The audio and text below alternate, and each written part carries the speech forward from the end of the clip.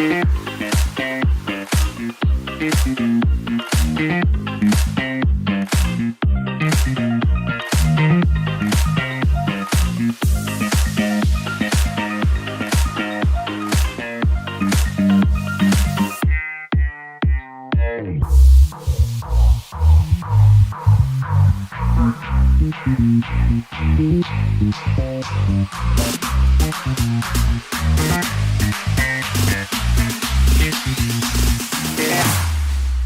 we go now.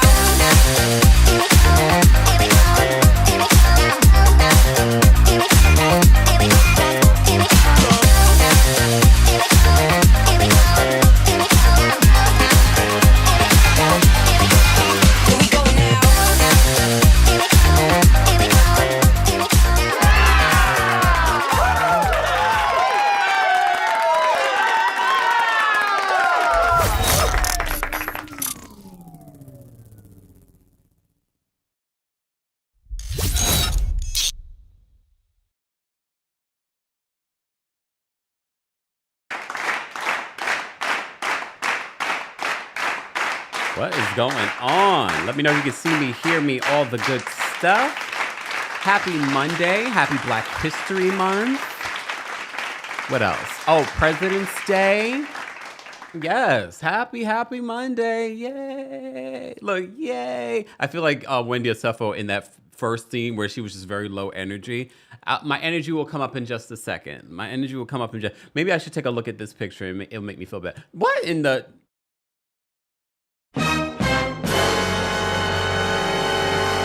What in the OMG? James Earl Jones, may he rest in peace. God rest his soul. God rest his soul. No, we really mean that. Definitely when we're talking about Black History Month, James Earl Jones is an icon. So may he, God rest his soul. May he rest in peace. Damn, Wendy, you came fully prepared. Who was the MVP of the Housewives of Potomac reunion, y'all? Who surprised you the most? Who fell flat for you? Let us know. Let us know. If you're part of the replay crew, we want to hear your thoughts as well. We haven't forgotten about our replay crew. We love our replay crew. We understand since the pandemic, a lot of people are back in the office. Some of you got new jobs. You've got promotions. Congratulations to you. Let us know, replay crew. We appreciate you. And let us also know where you are watching from, okay? OMG. If you guys had to rate... If you had to rate this week's episode of Potomac from 1 to 10, how would you rate it? Okay. All right. Oh, wait a second. Mr. Melanin Magic has a new photo. What photo is this? I can't even tell who that is. Who is that, Mr. Melanin Magic, in your photo? Who is that? Is that James Earl? Like, no, really. I'm like, who is that? Right? I didn't, when they first brought up James Earl Jones, I was like, okay, that was random. Then I started seeing pictures, and I was like, they do kind of favor each other. Off of me says, Tia fell flat.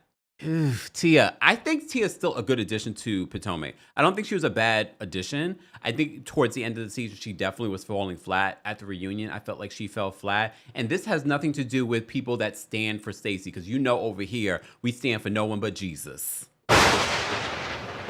And ourselves. But yeah, I do feel like she fell flat. Yeah, right? And I thought, here's the thing, my frustration with you, Tia, and then we'll get into how everything went during this reunion. You had this entire time, you had months to prepare for this reunion, and you still fell flat.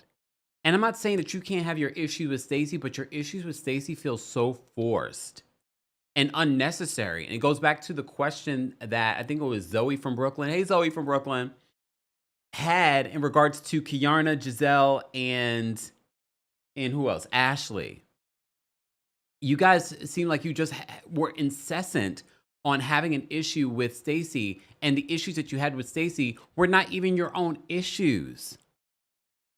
But We will get there. Stacey, you gonna get it too, girl. Just for a hot second though, Stacey. You can take it. You dealt with what you've dealt with this crew. You could take whatever we're going to say. Apparently not though, because you unfollowed me after I exposed the fact that what happened at the reunion.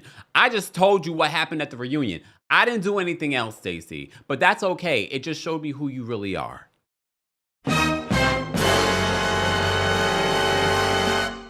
And if you are watching the YouTube version, shout out to the podcast, but sometimes you gotta be watching the YouTube version. Shout out to the production for keeping that moment in when she turns away from Ashley and it just pans. She swore she was, she swore. Honestly, for a second there, I thought I froze because I realized the panning was very slow. I was like, oh, what? It was almost sinister. It was almost. Did anyone kind of go like, "Oh, wait a minute, what's happening here? What is happening?" Right? All right.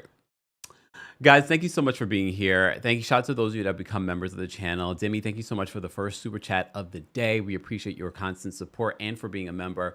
Demi says, we have to dissect the married up comment.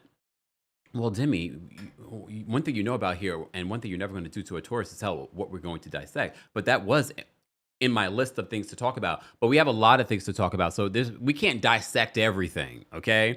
Because if we did, we'll be here for 4 hours, and we have a live at 3 p.m. Eastern for Married to Medicine, okay?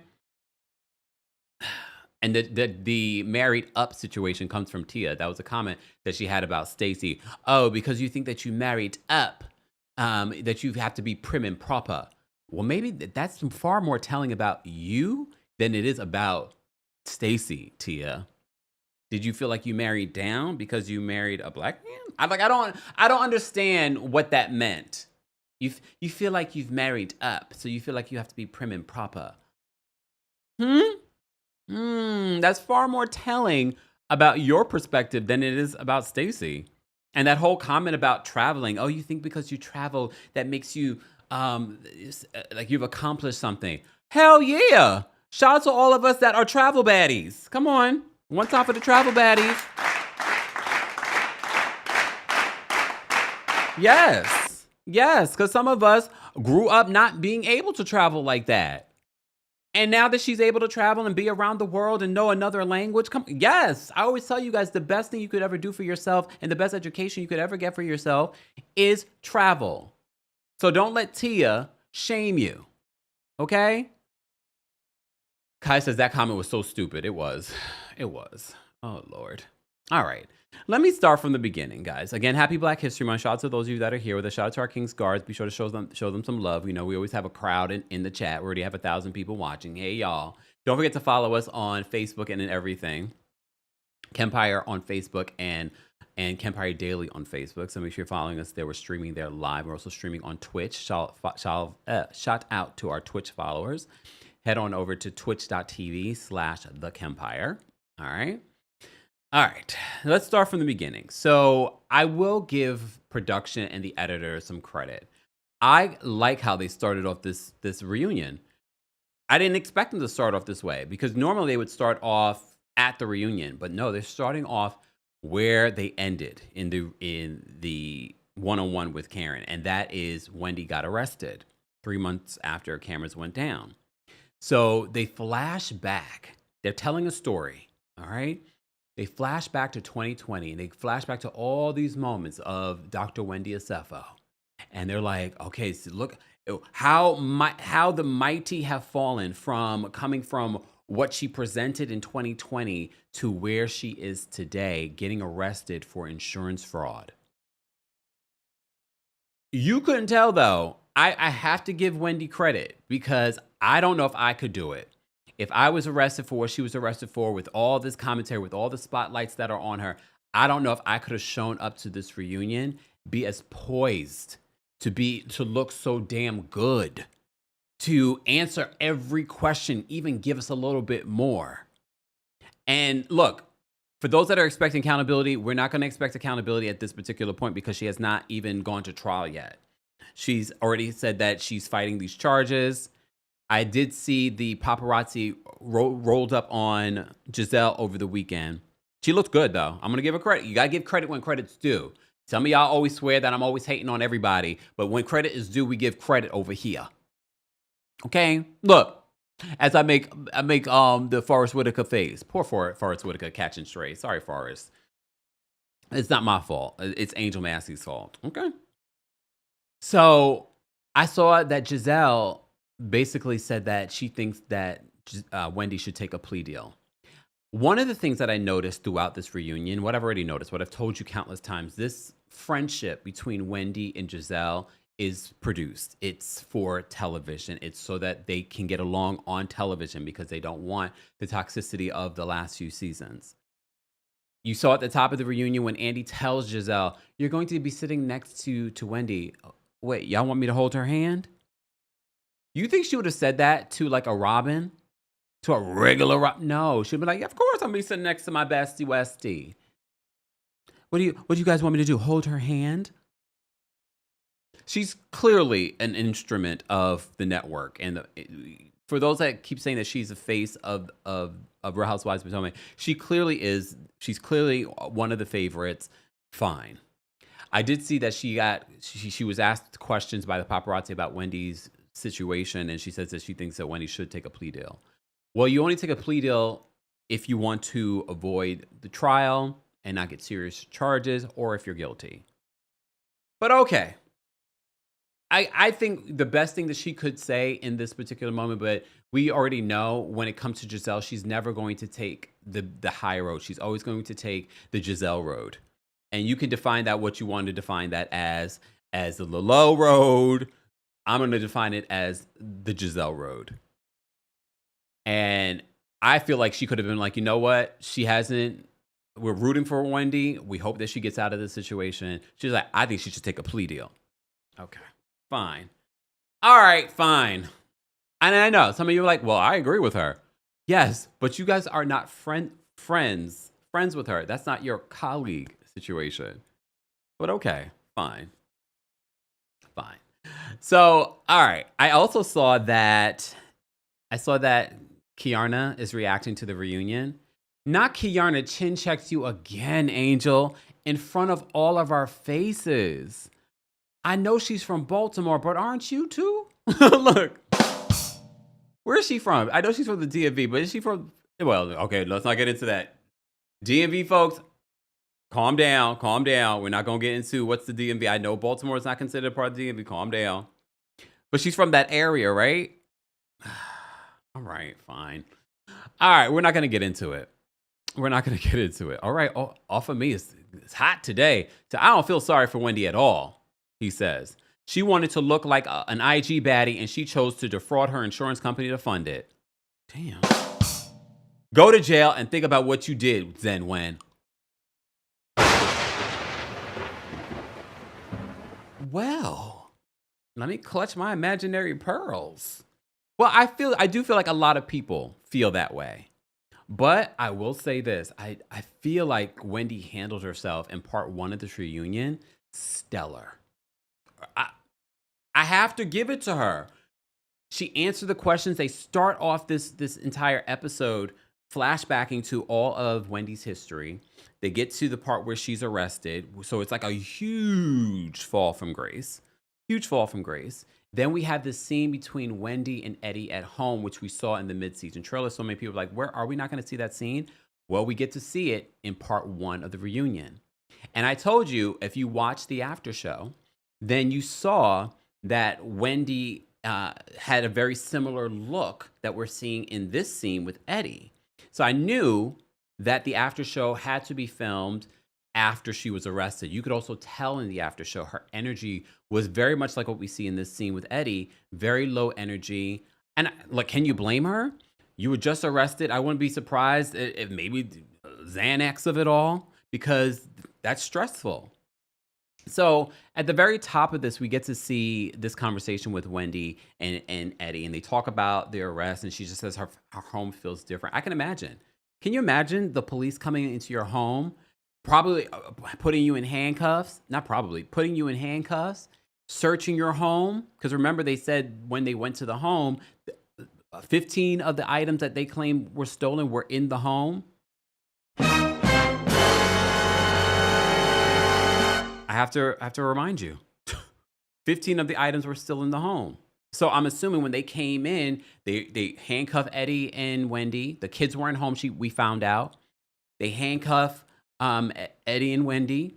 They go searching through the home. They discovered the items, and then they haul them off to jail. I can't imagine it. I would never want that. I would never want that for myself. I would never want that for anyone else. Okay. However, Ashley, that is not my number one fear. I don't know about anyone else. Yes, none of us want to be arrested. Okay. Especially if we didn't do anything wrong. However, it's not the top of my look. It's not the top. It's not the top of my concern. Like, that's not my number one fear because I'm not doing anything illegal. But I don't know. Maybe she had a run-in with the law. I don't know. Okay? But fine. Okay. Fine. We will get back there. So we have the scene with Eddie and Wendy at home, and Wendy's energy is very low. Eddie's energy seems a little bit, more even-keeled in this particular moment. All right? Wendy says that she doesn't have an appetite. She knows that she should eat, but she has no desire to eat. Hence why so many people, even Taria Faison, who will be opening up for us during the Kempire After Dark, a live show here in New York City. Have you guys gotten your tickets yet? It's less than a month away. New York, are you ready to get down with me? If you're in the tri-state area, go get your tickets today. Go get your tickets. There's also a live stream option available for you guys as well. So go get your tickets for that if you can't make it to New York City. But we got, less than a month. Soon, by this week, it'll be 3 weeks away. Go get your tickets, New York. This is the only show I have planned for 2026. Already, you see how much work I put into developing the show, promoting the show, booking the show. I'm not doing that for the rest of the year. All right. So this is your only chance to see me live in person. So go get your tickets today if you haven't already. All right. All right. Back to this. So Taria revealed to us when she saw Wendy in court. Okay. Elephant brain. All right. I got my elephant shirt on. Shout out to Banana Republic. Where's our partnership sponsorship deal? Let's create that together, y'all. She said that when she saw Wendy in person, she looked really thin. So Wendy, I'm like you, girl. If I'm stressed, I can't eat. And some people, it's the opposite. Some people overeat when they're stressed. I'm the opposite. I can't even hold food down if I'm stressed about something. Okay? And that should tell you a lot of me being a Taurus. If you don't see me eating, I'm stressed. Okay? All right. So Wendy talks to Eddie about it. And Eddie gets emotional thinking about seeing Wendy talk with her sister and talk with Cameron, their youngest daughter.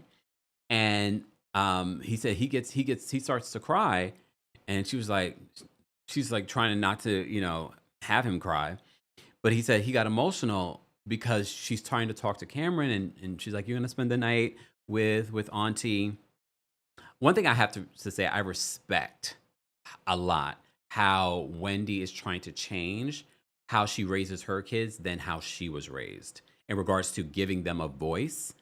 I love that, especially culturally, Black, Caribbean, African, where we grew up to be seen and not heard. And not in a rude way, because I don't see Wendy's kids as being rude at all, Tia. Ooh. It's different. I don't see them being disrespectful to Wendy and Eddie. You see how you can do that? You can raise your kids to have a voice, but they not be disrespectful to you. So I love that. I love that she's trying to do a little bit differently with her kids, especially with the Susan of it all. All right. So Eddie gets emotional thinking about Wendy speaking to her sister and talking to their daughter and explaining to Cameron that they won't be home tonight, but she'll see them tomorrow. And Wendy said later on she had no idea. She had no idea if she was going to see her daughter the next day. And they spent the night in jail, but we knew that already. All right. Okay. So Wendy, I thought this was an interesting question. Anyone else? Wendy asked Eddie, "Do you think this will affect our marriage?" I still find that to be an interesting question, even though we saw that in the mid-season trailer. I found this to be an interesting question because I was like, Oh, what are you thinking? Are you holding resentment against Eddie because maybe he was the one behind orchestrating this idea? I also have to remind you when we think about how Wendy and Eddie got together. Remember, Wendy told us originally she wasn't even interested in Eddie. He didn't have a car. She only got interested in him was when they were in college and he had gotten a car. I guess he had some sort of glow up and things like that. I definitely believe that they love each other now. But I do think that Wendy, especially growing up the way that she grew up with parents culturally, like she wants her man to have a certain thing. They gotta be a certain power couple and a certain, in regards to you need to have education, you need to have a certain money, you have to give me a certain lifestyle, kind of thing. So she asked, "Do you think this will affect our marriage?" She says she is not the same person since this incident. Sound familiar? Karen said the same thing about her situation. And she sort of alluded that maybe her and Ray might not be together.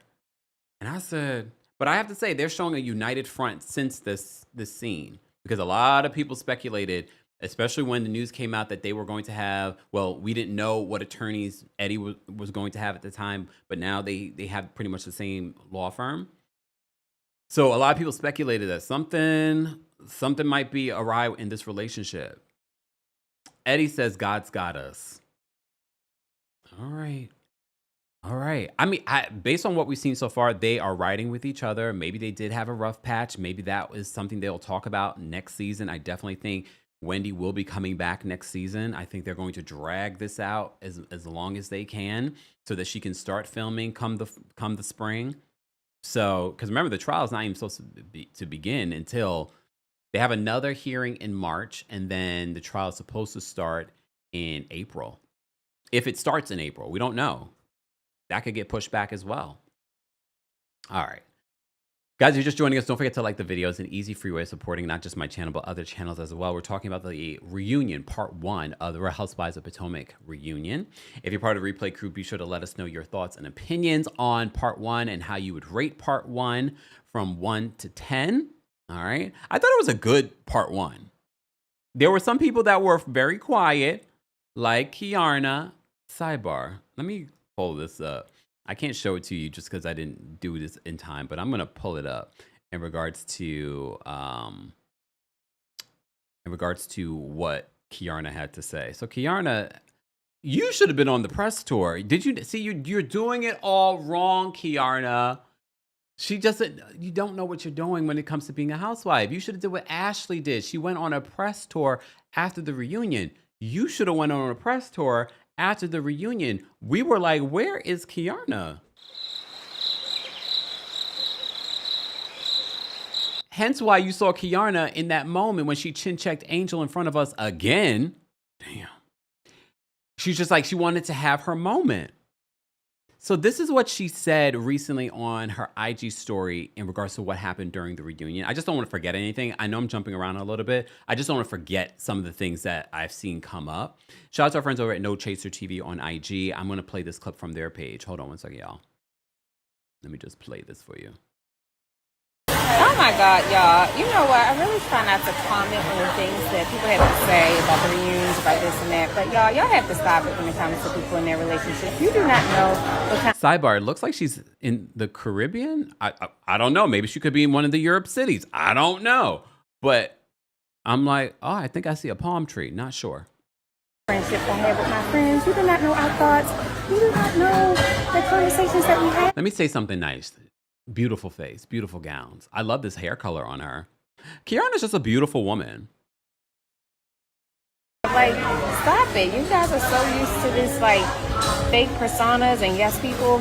I don't get down with my friends like that, and I never will. So, wrap this whole thing that, I want to control my friends and all of that. Y'all, please. Everyone on this show is some grown-ass women. There's no need for me to do any of that. Like, just stop that narrative. She says, stop that narrative. Hey, Angel, that should have been you on your Instagram story defending yourself, not Kiarna. Kiarna, you should have just kept quiet. The person that should have come to the internet should have been Angel. Like, Kiarna doesn't control me, blah, blah, blah. It was weird. That was a weird moment, but let me go back in order. All right. So the reunion starts, okay? Or they start gathering, okay? Ashley arrives. She sees that Karen's going to be there. She's like, oh, Karen's here? All right. All right. So Giselle tells Ashley that she's looking forward to Wendy and her State of the Union. Do you see why I keep telling you these little nuggets that you need to pay attention to? Giselle is not her friend. Giselle is barely Ashley's friend, let's be honest. She's more of a friend to regular Robin, but even that, you saw when confronted by Quad, she threw regular Robin under the bus. So she says she's looking forward to Wendy and her State of the Union. All right. Do we still have one of those? I haven't watched the last one, and I won't be watching the next one. But anyway, focus. All right, so the reunion begins. Everyone starts gathering. Andy says he shows Giselle where she's going to be sitting. Giselle says, am I supposed to hold her hand? In regards to Wendy, because Wendy's going to be sitting next to Andy during the reunion. All right. So Wendy's the last person to arrive. She kisses Eddie. She looks great. How did you guys feel about the reunion looks? Now that you've seen the reunion looks in order and in real life, how did you guys feel about the reunion looks? Let me see. Let me get the reunion. I have to say, I haven't really changed how I feel about the reunion looks. Although I like the fact that Kiarna pulled her hair up, I don't like how it's pulled up, to be honest with you. And I feel like that is exactly what Tia should have did with her hair. Pull her hair up. Tia looks a little unkempt. You know what I mean? Well, everyone looks a little bit more together. She looks a little, yeah. Giselle's hair looked a lot better in real life than it did in the picture. That's one thing I will say. I still don't like the dress. Still don't like what she did to the dress. Because remember, she did this to the Victoria Beckham dress. She made the changes to this dress. You could tell. Wendy is still best dressed for me. She looks amazing. I love the dress. Even sitting down, it looks great. Ashley still looks a mess. Okay. I like the texture of Kiarna's dress. I still do not really love the bust. And she had the same problem last season when it came to her bust area. But yeah, I like the way that Angel looks. I know Kenya said she didn't like it because she felt like she was giving like Madam. But no, I actually like it. And I think the hair being out, it was giving very sexy. I like it. I like it. I think Stacey looks great. I think Stacey should have did a bob. I get it. This is Stacey's look. This is her signature. But I really wish she would have. It's a beautiful dress. It's definitely a beautiful dress. Apparently, the dress is made by the same designer that Ashley used last season. Ashley just has to take a dig anytime that she can take a dig. It's the same designer. Fine, girl. You know how many people on this cast probably have used the same designer before? We've gone through the designers before. I'm like, oh, yeah, I remember that designer being used before. It's not the same dress, though. Beautiful dress, though. Shout out to Chanel. All right? But I think she should have done maybe like a little bit of a bob. I don't know. But that's me. That's my personal thing. Rachel says that Angel's dress is terrible. I don't know if it's terrible. That might be a little dramatic. Okay? Wait, who said that? Hold on. Mary Jane's Baby is right. That's what it's definitely giving. Okay, we went from James Earl Jones, okay, to this. Wait, where is, Angel is giving Della Reese and Harlem Nights, which I'm not mad at. I'm not mad about that, to be honest. But okay. That's me. Look, that's me. Guys, if you're just joining us, we're talking about the latest episode, part 1 of the Real Housewives of Potomac season 10 reunion. All right, so I did find it interesting when Wendy arrives and Wendy sits down. She sits next to Giselle, and she looks at Giselle. She's like, "Oh, you look good." Okay, you've always wanted to be one of Giselle's favorites, huh? Okay. What, Dr. Miss Honey? What is going on? Why did you think I never said that? I thought Kempire said Ashley has to take a D anytime Ashley can take a D. What? Where did you get that? OMG. I did not say that. Did I? Look, did I say this is Kempire After Dark? No, that's March 13th here in New York City. Tickets now on sale. Go check out the description. What? Who said that? Where's your head? How was your Valentine's Day? If you guys missed it, we did do a special live on Friday, over 4 hours. Be sure to check it out. You can watch it here on YouTube, but you can also listen to it in 2 parts on the Kempire podcast. So be sure to check that out. Well, Coco says, I mean, it's not a lie. Well, you know what? Goodbye. Goodbye. Kendra, you said, that's what I thought you said, Kev. Really? That's not what I said. All right. All right. Moving on. Let's get to this. So they reflect on the beginning because this is 10 years of the Real Housewives of Potomac. So they reflect on the beginning with Giselle and Ashley because there are 2 OGs that are still there. I did notice. Did you guys notice that Andy did not refer to the mom group as Jack and Jill? You know, because that's a name. I don't know if it's trademarked, and he didn't want to mention that it was Jack and Jill, that the mom group that they were a part of. And Giselle had to make it clear that Charisse was not a part of that. We found that out during Charisse's recent press tour on her son's hookup, that she wasn't a part of Jack and Jill. Her kids weren't a part of that. All right. So Giselle said that she loves to argue with Karen. Karen was definitely missed this season, but I've been telling you that the cast definitely missed Karen this season. They felt lost without Karen this season. They felt like the season was a bore. I told you that don't be surprised if you see Ashley and Giselle working overtime to produce moments, which I was right. Okay. You know, one of the things that was disappointing during this reunion, especially as OGs, they saw the backlash that they received. And I'm not saying that they need to pander to the fans, but you saw that all of your work and effort to take down Stacey or to come after Angel did not land with the audience. I thought on some level, you know, you talk about Karen showing accountability. I thought on some level that Giselle and Ashley would come, not to say that they would own it completely, but show some sort of accountability during this reunion and sort of backtrack on some of the things that they said. And they didn't. They didn't. The only person I saw backtrack a little bit was Kiarna. But okay. All right. So they talk about that. Wendy says she talks about the Wendy of 2020 versus the Wendy of 2026. And she admits that the Wendy in her first season was very unsure of herself. We all got that. And a lot of people really Chris says Jack and Jill got that in writing when the show started airing. Oh, all right. All right, Buckstar says Jack and Jill wanted nothing to do with the show. I don't blame them. Bossy says, I wouldn't backtrack if I said what I said. I need to stand by what I said. Well, and my thing is not even backtracking. It's also or not backtracking, but apologizing, showing ownership. He was like, you know what? Maybe I shouldn't have done that. Maybe the way I did that was wrong. But we didn't get any of that. Zamunda, hey Gary, says, I kind of love that they don't pander to the fandom. They've been the downfall of Candace and Wendy. That's been the downfall of Candace and Wendy. I don't think that's been the downfall of Candace and Wendy, to be honest with you, at all. If we're really looking at the likability scales of the people on this cast, Candace in her last couple of seasons became more likable, even with people like myself, because some of y'all forget I was never a Candace fan.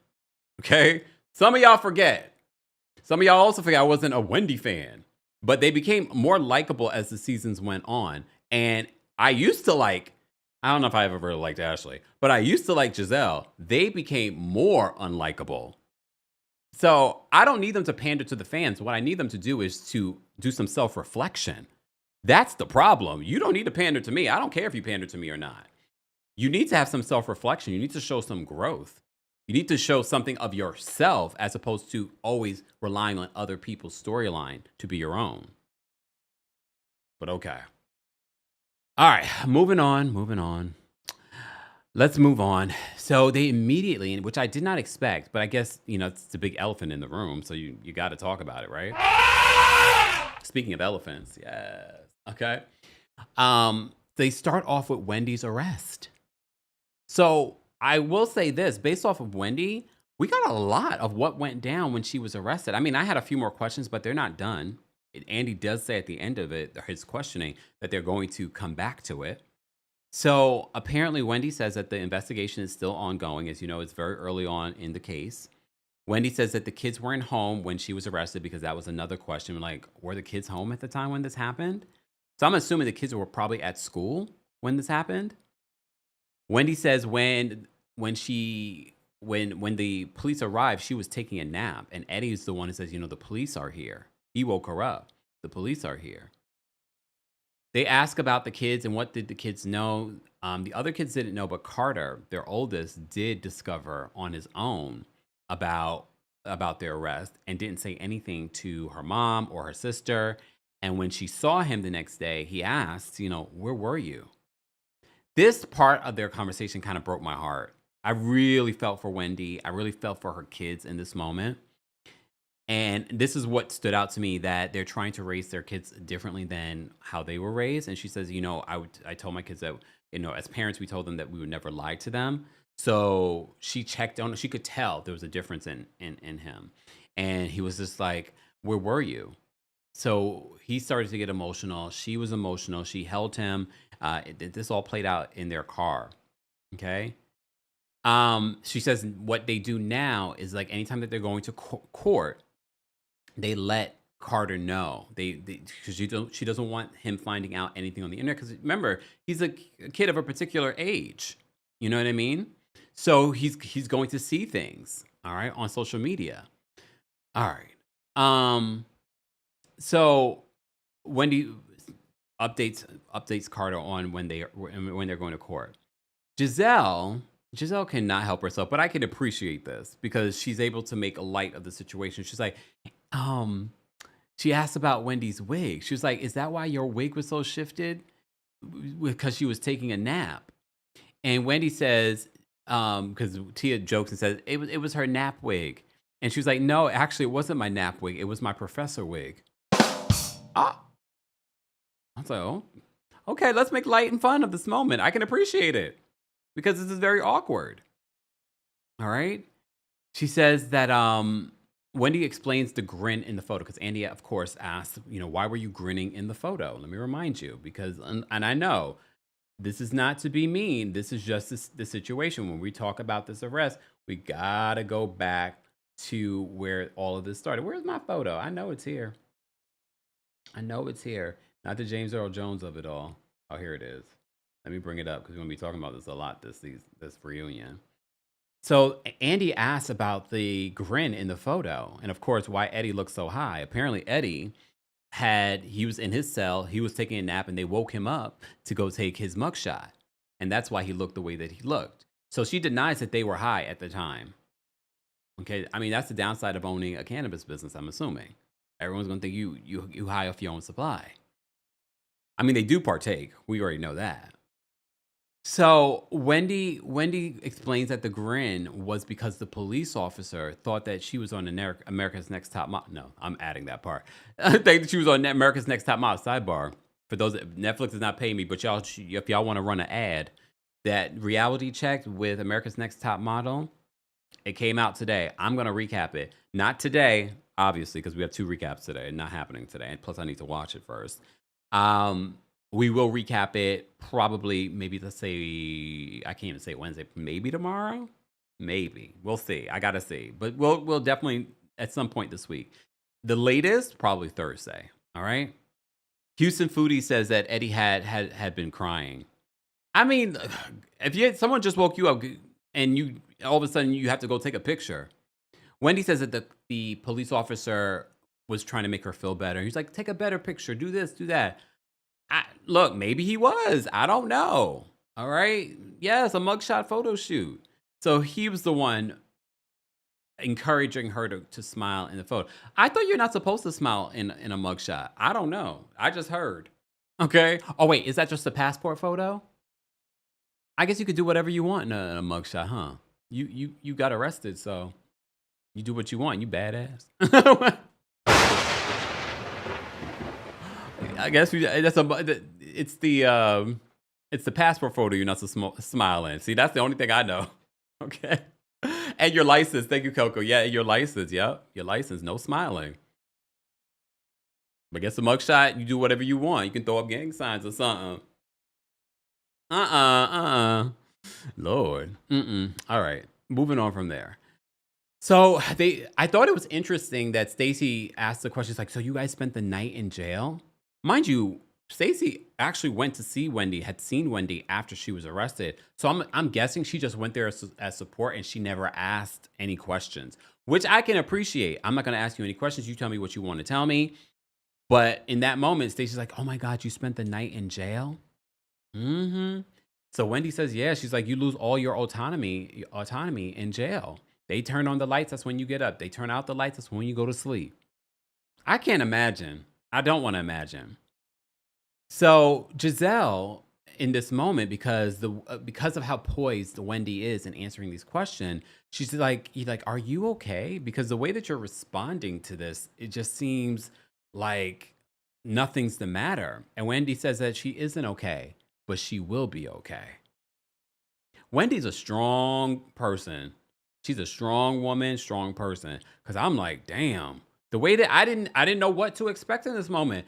But the way that she was able to, Andrea says, "I smiled on my license." Maybe the person liked you, Andrea. Maybe the person liked you. Oh, wait, hey, Miss Brooklyn Diamond, Miss Brooklyn Diamond. I think that used to be a thing, but not anymore. I mean, I felt okay, maybe in recent years, because I felt like no, when I had to update my passport recently, they said the rules said no smiling, but maybe the license you can. Okay, maybe when I go update my stuff, I'm gonna go smile. I have a good smile. I'm gonna smile. And if the lady tells me, or the man, whoever, it tells me you can't smile, I'm like, oh, all right, fine. All right. Coca says I'm in Jersey though. I guess every state's different. Look. All right. All right, Lakita says I smiled on mine too. I'm gonna need. Well, look, why, Lakita, you ain't smiling in this photo? Why you not smiling in this photo, Lakita? All right. So Wendy says she's not okay. She's like, "I'm not okay, but I will be." It's almost giving Stacey. I'm a little scared. I'm a little scared. All right. Ashley says in this moment, "My number one fear is going to jail." And I have to say, did y'all notice Wendy's face? I think it was all of our face. Like, of all the fears to have in this world, that's your number one fear. I feel like if you are an upstanding citizen and you really do things by the book, not to say that it's impossible, especially in this world that we're living in now, I think now might be our number one fear. But before, and she said, with seeing Karen go to jail and Wendy go to jail, like, what are you doing, Ashley? She said that's her. She's like, "That's my number one fear, going to jail." Oh, all right. Mm-hmm. All right, fine. All right, moving on from there. And so then we have Stacey Rush's package. So they go over all the highlights from Stacey from the season. So, of course, they talk about Stacey being featured in Vanity Fair as one of the top performances of 2026. Here's the thing. I think they're mixing up performances. I don't think Vanity Fair was literally talking about Stacey being fake or being performative. I think when it comes to her being a new housewife, that's the performance they're talking about. They're talking like she's really come in and she's been a star. Okay. I will say this, and I'm not saying that to take away this from Stacey. A lot of these lists that you guys see and you get into such arguments about, these are all PR spins. The whole Epstein of it all. If you look at some of the conversations between his person and his publicist at the time, this happens all the time. A lot of these awards, a lot of these features in magazines, and oh, you're the person of the year or the most good looking of the year. A lot of this is plotted and planned because you have a new project come up. And I know you're probably thinking, Kempire, but it's Stacey Rush. How is that going to happen? It's not Stacey doing it. That is Bravo. Bravo sees her as the new face of, I want to say of Potomac, or the new emerging star of Potomac. So a lot of these publicists are like, how can we get Stacey on this list? I'm not saying that's what happened. I'm just giving you a scenario where it could happen. Okay? Very much like, remember when Nene, because Nene knew better than all of us, because Nene know how it works behind the scenes. Remember when Portia had the Portia spirit and she took that lady's husband? Did you guys see the promo for Real Housewives of Atlanta? The promo was really good. Hopefully the season will be good. So it seems as if Real Housewives of Atlanta is coming soon, okay? And Nene said back then when we saw all of the media outlets covering Portia's relationship with Simon Guobadia, Nene pointed out, she was like, you see how all of these press outlets are reporting on this and how it's being pushed the way that it's pushed? She's like, that is all by design.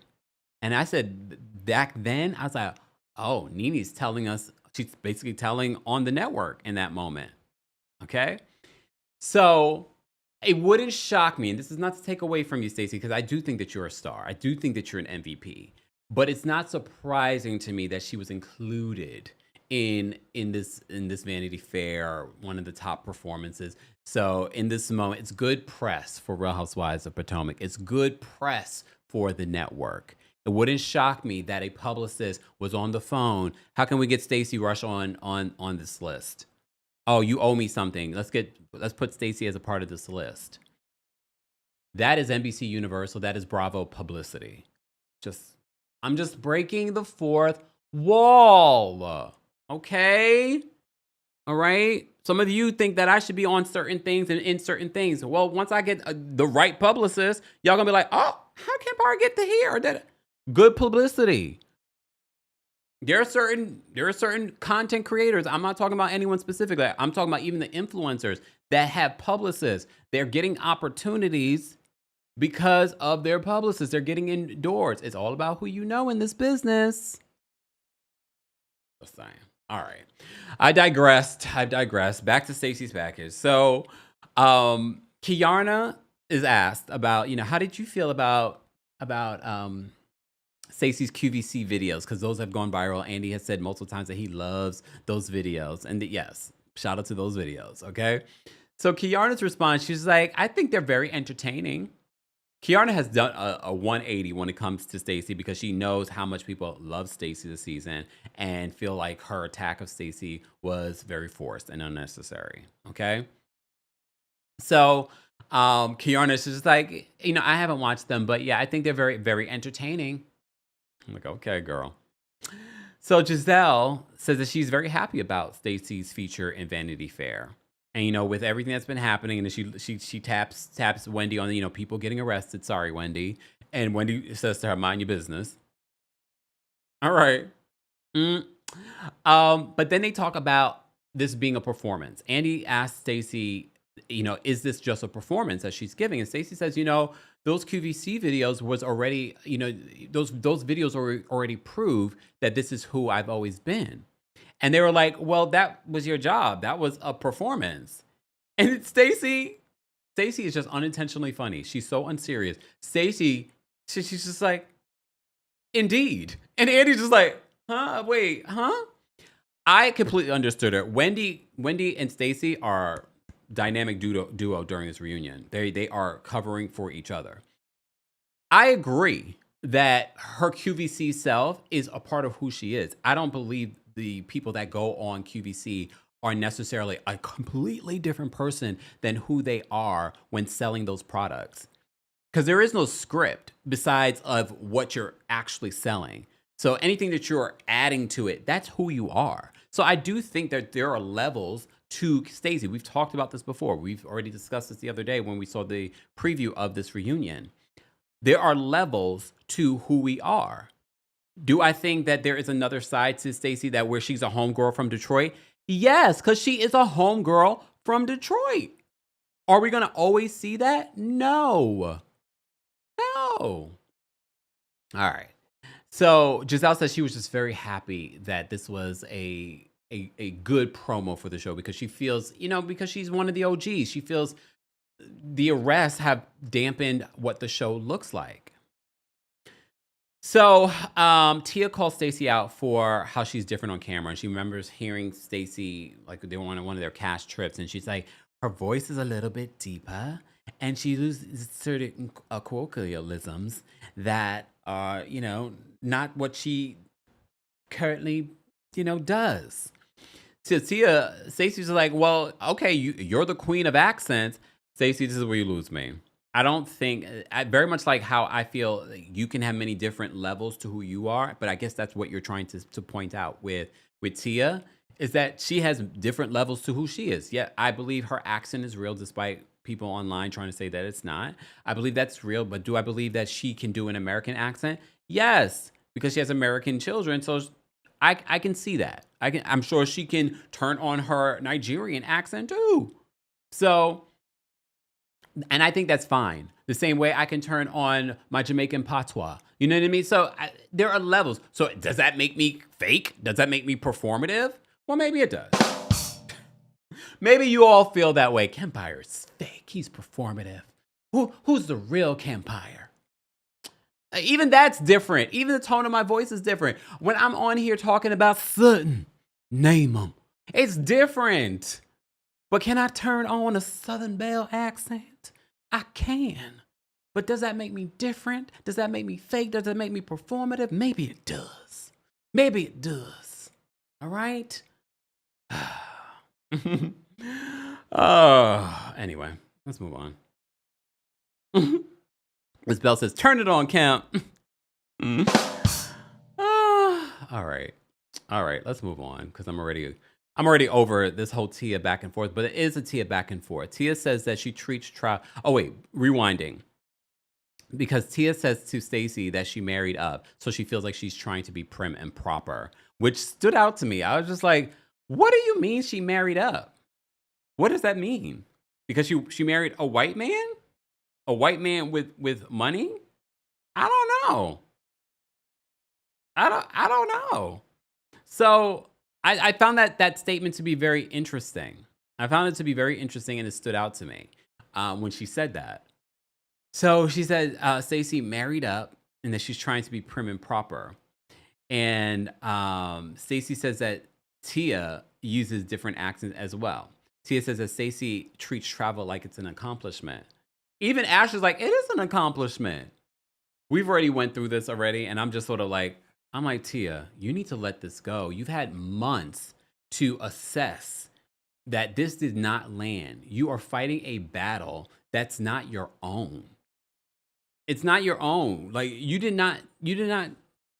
And look, if your mentor is Giselle, then it explains to me that you came to this reunion ill prepared, because Giselle has come to this reunion ill prepared since season 1. So I'm not shocked. That you're ill prepared for this reunion. This is why you need a better mentor. Broke force. Hold on. Where did your comment go? Broke force, girl. What does it say? Oh, Cheyenne. Cheyenne says, Kemp, are you part Jamaican? No, I'm 100% Jamaican. I was just born here. Both my parents are Jamaican. Broke for C girl. That's hilarious. Broke for C girl says that statement was very weird from Tia. It was. And it told us more about Tia and her perspectives than it does about Stacey. That whole conversation about marrying up, being prim and proper, the whole conversation about travel. I'm like, what? Travel is it is an accomplishment. But okay. Seems like you're trying to be prim and proper. But I already told you. I told you from the top of the season. I felt like they were, and this might not even be on Tia. This could be on production, telling her to talk more about how you grew up, because that's not how she's living now. And it looks like she, at some particular point while her father was still alive, that her lifestyle had changed dramatically because of terrible investments that he made. So she lived that life as a kid, but she hasn't lived that life. Because how old is Tia? 40? I don't know. You haven't lived that life in a long time. All right. Well, fine. All right. I agree, Mo. Mo says travel is an education. I say that all the time. I tell people to travel, especially now. Traveling now is more than an education. All right. So they have their back and forth. Stacey and Tia have their back and forth. Okay. Stacey is asked about the TJ of it all, because that comes up again. And she says that she stands, when Andy asked her about it, so are you still denying what TJ said during the last reunion? And I have to say, Did you guys see Stacey's interview with Sarah Fraser? Stacey basically is still like sidestepping anything when it comes to TJ. I think that there was some sort of settlement with TJ and they signed an NDA, so that's why she doesn't talk about TJ. She doesn't want to, because maybe that will trigger something in their settlement. I don't know that for a fact, but that's what it's giving. Because every time she's asked about it during her Sarah Fraser interview, she's like, "Why are we still talking about TJ?" Blah blah blah. She doesn't want to talk about TJ. Okay, understandably, but girl, he was a part of your. We can't act as if that TJ wasn't there. TJ was part of your storylines last season. We can't just sidestep that. So even when Andy asked her during the reunion, what are your thoughts on like how do you feel about the whole TJ of it all now? Do you still stand by that he wasn't telling the truth? And she says that I stand in my truth, which says to me, you paid TJ to be on this show. You guys did not have a real relationship. And I get it. You're not going to ever be able to talk about it. Okay. All right. So she just said that's her response when talking about TJ. I stand in my truth. Well, anytime someone says I stand in my truth, they are lying. All right. All right. But fine. I honestly, at this particular point, TJ wasn't here this entire season. Let's be done with it. Okay. Stacey says that, oh, here's another lie we got Stacey in. Because Andy asked about her divorce from Timo and if she was the one who filed for divorce. And she says she did. They flashed back to show the complaint in regards to their divorce. And it says that she was the defendant, meaning that he filed for the divorce. Look, maybe she feels like that's what she wants to say. Is it a moot point at this particular point? Yes, it is a moot point.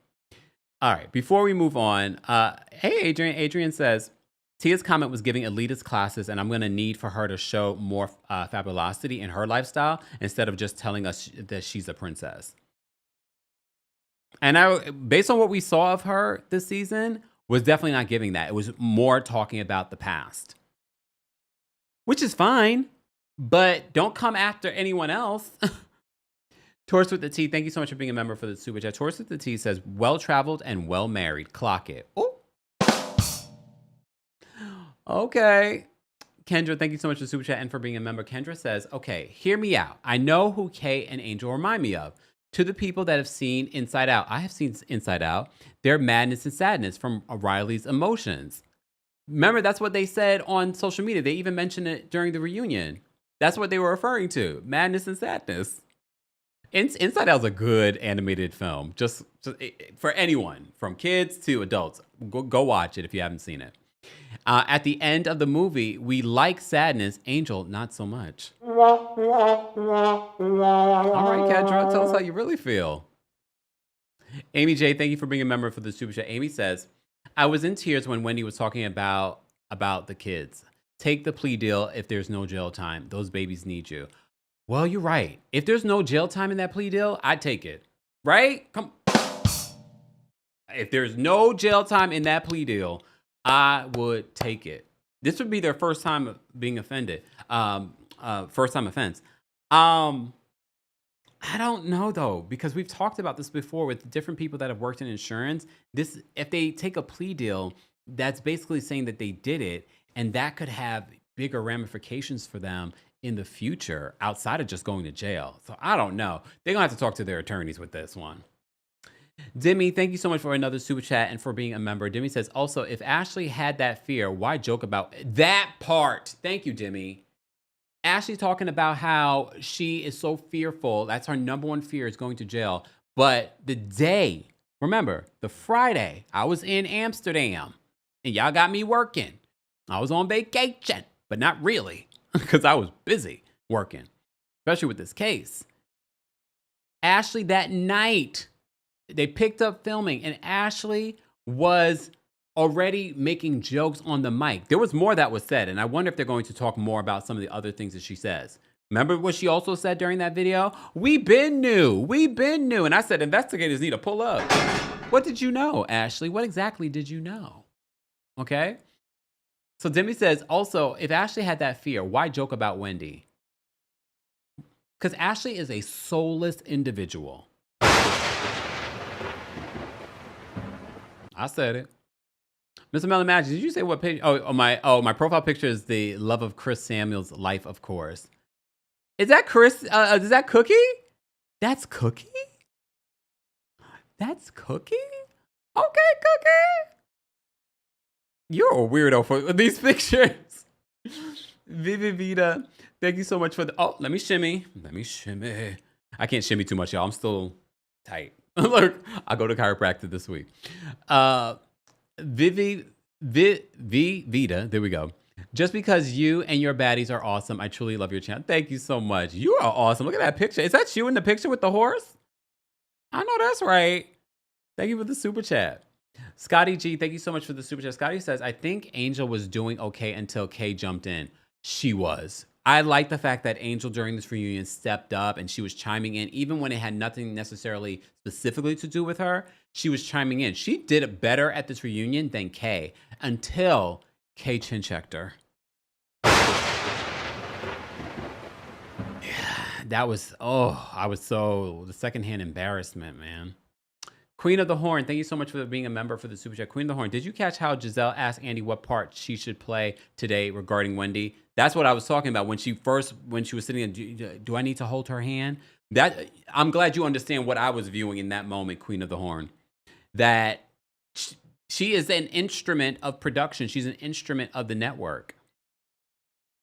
I mean, sometimes it works, though. During the reunion. Ron Rockstar, thank you so much for the super chat. Let me shimmy. Okay. Wendy should have had her guns loaded for Ashley, given Wendy's allegations. Well, I think we're going to see more between Ashley and Wendy during this reunion. But I have to say, Wendy held her own, despite the allegations against her and all the jokes that could be made. And I know at the end of this reunion, you see Ashley make a dig at her, I only have one social security number.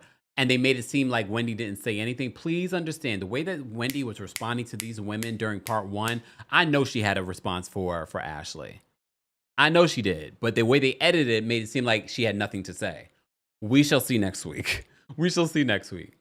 Gadget Girl, thank you so much for the super chat. Gadget Girl says, Giselle is not Wendy's friend. She co-signs everything Ashley says because she wants Ashley to remain on the show. 100%. And that's her only ally. If Ashley leaves, who's her ally? Tia? Tia's not a strong ally. Kendra, thank you so much for the super chat. Kendra says, mugshots prove to me they had some happy Eddie. Okay, they deny it though. They deny it. Swoleston, thank you so much for the super chat. Swoleston and Andy's on Threads right now asking everyone's opinion about Housewives and any changes we'd like to see. Hopefully he listens. He's not. Look, he's not. Miss Esquire, thank you so much for being a member for the super chat. Miss Esquire says, Ashley saying her worst fear is going to jail and then making fun of Wendy's experience was a new low I didn't know that she could reach. Every day I understand why she was with that man. Right? I've been saying that so much this season that I understand more and more why she was with Gullum. TJ, thank you so much for the super chat. TJ says, did y'all peep whenever the camera cut to Ashley while Wendy was talking, it looked like she was trying to hold back some sort of laugh or smile, unless that's just her default demeanor. I noticed that there's something very sinister about Ashley, but I just told you she has no soul. She was always making these faces. You're right. I noticed it. Thank you for the super chat. Kendra, thank you for another super chat, Kendra. Kendra says, remember when Garcelle said all skin folk ain't kinfolk? Definitely Wendy and Ashley. Ashley is nobody's friend. Nope. Thank you, Miss Esquire, for another super chat. Miss Esquire says, I love to watch a black woman code switch in a way that benefits her. And acting like you don't understand that as another black woman is weird in regards to Tia. All of them, though. Ashley, too. Giselle, too. Tyrese, you glowing in this picture. Thank you for being a member for the super chat. Tyrese says, let's pay attention to who switches up and tries to align themselves with Stacey next season. They can't continue to ice her out when she's a fave. You're going to see Giselle and Stacey make amends next season without a doubt. But I told you, Giselle played this wrong. Giselle should have played this like this was a frenemy situation with Stacey, like she did with Karen. This could have been her Karen this season, and we would have loved to watch that. But instead, it came across everyone was just trying to compound on Stacey. They should have played off of it. It should have been light, fun shade between the two of them, and it didn't come across that way. And if a producer was in Giselle's ear, that's what they should have said to her. Regina, thank you so much for the super chat. Regina says, as far as accents go, most black people code switch. Yeah. Young Eartha Kitt, thank you so much for the super chat. You know who doesn't code switch? Ryan Coogler. And I love that for him. Ryan Coogler said, I ain't code switching for nobody. And I love that for him. Young Eartha Kitt, thank you so much for the super chat. Young Eartha Kitt says, all I walked away with was that Ashley is a nasty piece of work. She's been gross and always will be. The Candace smoke keeps making more and more sense. Not Candace being justified on a season she's not even there. Kendra, thank you so much for another super chat. Thank you, Kendra. Let me shimmy for Kendra. I know by now it's been $20.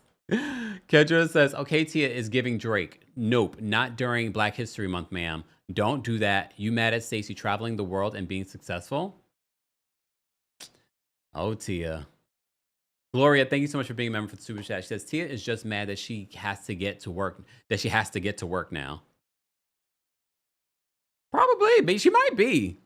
If we're going to break down the psychology of it all, she might be, especially growing up, being privileged and seeing her mother come from a privileged life and marrying a man that gave her more privilege. And then she married a man, no offense to her husband, but she married a man where she still has to work. Maybe that's how she feels. I don't know. Frog, nice name. Thank you for the super chat. He says, Kay is saying, what is this to Angel? Crazy. I know. We're going to get to it in a second. We're going to get to it in a second, guys. Don't forget the Kempire After Dark, a live show being hosted by myself and Taria Faizan from the What Else Is Going On podcast here in New York City on March 13th. If you haven't gotten your tickets yet, go get your tickets today. Go get your tickets. New York, what are you waiting on? March 13th at the Green Room 42. It will also be live streamed. So if you can't come to New York, get the live stream ticket. That is a great option as well. Be sure to check that out for more information on how you can get your tickets for March 13th. Less than a month away. Will be available in the description. All right, let me get back to this, and I'll get back to some of the super chats. Thank you guys so much for the super chats. We appreciate that. The Cash Apps, the Venmos, all that. We appreciate you guys. And shout out to everyone that supported our sponsors from the last couple of weeks, from Row to Wix to Factor to Rose Forever. We appreciate you all that took advantage of our sponsors. That's important because then those sponsors will want to come back to the channel. So thank you to everyone that supported that. We appreciate you. All right, moving on from there because we weren't done with Stacey. Damn, let me move on quick. This is why these recaps end up being like 3 hours. All right, but we will be live at 3 p.m. Eastern for our Married to Medicine recap. I have a lot to say in regards to that. A lot to say. All right, but all right, let's move on. Then they move into, okay, so they talk about the TJ of it all. All right, and it goes back into Stacey gets into it with Tia, because Tia was just like, if you had just owned it and we could have moved on from it. Giselle said the same thing, but she's like, people brought information back to us about TJ when we were in LA. You remember when they met up with TJ's friend, the actress? She said, if you had just addressed it, we could have moved on. When Zoe from Brooklyn, I think it was Zoe from Brooklyn that had pointed, Zoe from Brooklyn said, none of Stacey's quote lies affect Giselle, Ashley, or Kay. So why were you guys so hard pressed about them? And Giselle was just like, well, you should just own the TJ. It wasn't just the TJ stuff though that you guys harped on with Stacey. You guys harped on everything. Stacey getting back with Timo. Was she actually divorced? Then it was Stacey was dating Chris Samuels. Then it was Stacey brought back this information to Chris Samuels. And I'm just like, you guys harped on not just the TJ vote. If anything, you didn't harp on the TJ stuff enough. Right? They didn't harp on the TJ stuff enough. But okay. I can't believe I've been talking about TJ this entire time and I didn't do. Ooh! Sorry, I had to. Had to. Sorry, TJ. You thought you were gonna get away scot-free and I wasn't gonna do it, right? Right. Ooh! Okay. Moving on. So Tia then explains a little bit more. Well, no, backtracking. Giselle says that Stacey. Wait, no. Stacey says that Tia only came around her. Remember when they hung out that one time? Came around her to gather information to bring back to her quote master. So they all have a big reaction. Ooh, not master. And then Giselle says, well, your master is Wendy. And Wendy was like, I am nobody's master. Wendy's like, I am not going to be a part of this slavery talk. I was like, not in Black History Month. They filmed this before Black History Month. But I'm just saying, definitely not in Black History Month. So then Tia brings up her issue with Stacey was the fact that she lied about knowing Chris Samuels. Tia, did you not watch the show too? We've been talking about this endlessly. She never denied knowing Chris. She said that she knew him socially. And they flash back to like, Timo dated people. I dated people. Knowing someone socially could mean that you went on a date with them. So I need them to stop with the semantics of it all. Like, it's like she never denied knowing him. What are you doing? Like, what are you guys talking about? So Tia, again, you fell flat. She never denied knowing him. She's like, I know him socially. And I hate the fact that you guys have us defending Stacey like we're stands of Stacey because we're not. In the illustrious words of Karen Huger, let's be clear. Let's be clear. All right? Let's be clear. We're not. But when someone's right, we're going to call out when someone's right. When someone's wrong, we're going to call out when someone's wrong. That's why you got to be team you. All right? Assets who's watching on Twitch. Shout out to everyone watching on Twitch. I hear I'm crystal clear. We're streaming in 4K. And I hear the sound is better over there too on Twitch. Shout out to everyone watching on Twitch. Assets says that T is a flop. Oh, damn. Oh, damn. All right. All right. Gigi, I disagree with you. It's like, no, Kempire. Knowing someone socially does not mean that she's dating him. She never said she was dating him. She said that they went on dates, meaning Timo went on dates, she went on dates. She could have went on one date with him, and that was it, and she didn't see anything of it. Still doesn't mean that she did. Is it very different than saying that I don't know? I don't know that man. She never said she didn't. There is no clip where it says that Stacey says, I don't know that man. But anyway, all right. Moving on. Giselle, so they're asked about the whole Zoe from Brooklyn. Hey, Zoe from Brooklyn. Asked, why are they so pressed about Stacey and her quote lies? And Giselle says that if they were shown information, and what do you expect them not to talk about it? This is what they do on the show. Stacey says that the women have been humiliated by men. She thought that they would give her more grace. And she was right. When you think about the women that are up there, they've all have been humiliated by different men publicly. Giselle by Pastor Jamal Bryant. Kiarna. I mean, the fact that you even brought this damn picture frame to the reunion, you continue to be embarrassed, okay? All right? So, who else was up? Ashley, the Michael Darby of it all. So she's just like, I thought that you guys would be more understanding because that was definitely slick shade. That was grown shade. She's like, you all have been humiliated by men. Okay? So I thought that you guys would be a little bit more gracious. Okay? All right. Moving on from there. Guys, how many people we got in the building? How many likes do we have? We have 700 likes, but we have almost 3,000 people here? Y'all gotta do better. Let's get to 1,000 likes. All right, let's get to 1,000 likes. If you're here, I don't understand how you could be nearly 3,000 people here and not everyone has liked the video.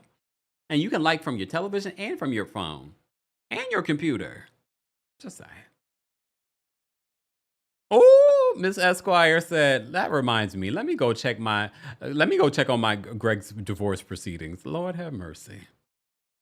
Lord have mercy. All right. Moving on from there.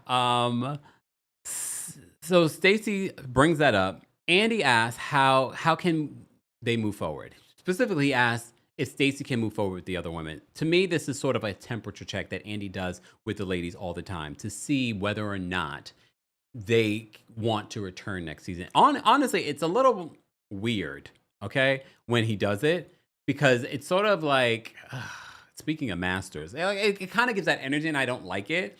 But he's just like, how can you move forward with this group? And she's like, you know what? I think I could be a little bit more direct with them in the future. And he says, the fans love you. Sometimes when the fans love you the way that they love you, this can go to a housewife's head. And she's like, she was like, never. It would never go to my head. She's like, never. It would never.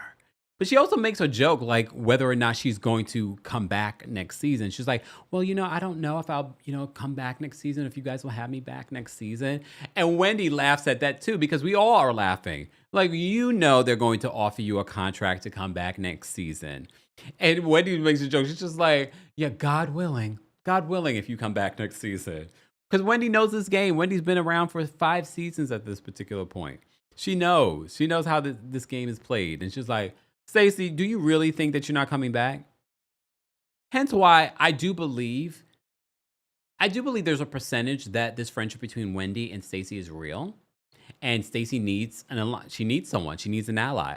But I also feel like a good percentage of this friendship with Stacey is an allyship. It's an alliance. So, and look, she needs it. Wendy needs it. Stacey needed it during the season. Okay? All right. So Stacey jokes whether or not she's going to come back for another season. All right. You never know. All right. Miss N. Kesey says Stacey and Wendy will be center. That would make them go crazy. And I wouldn't put it past Bravo to do it. Okay? Just to annoy the rest of the ladies.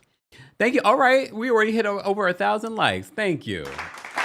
I know sometimes you just need a reminder, right?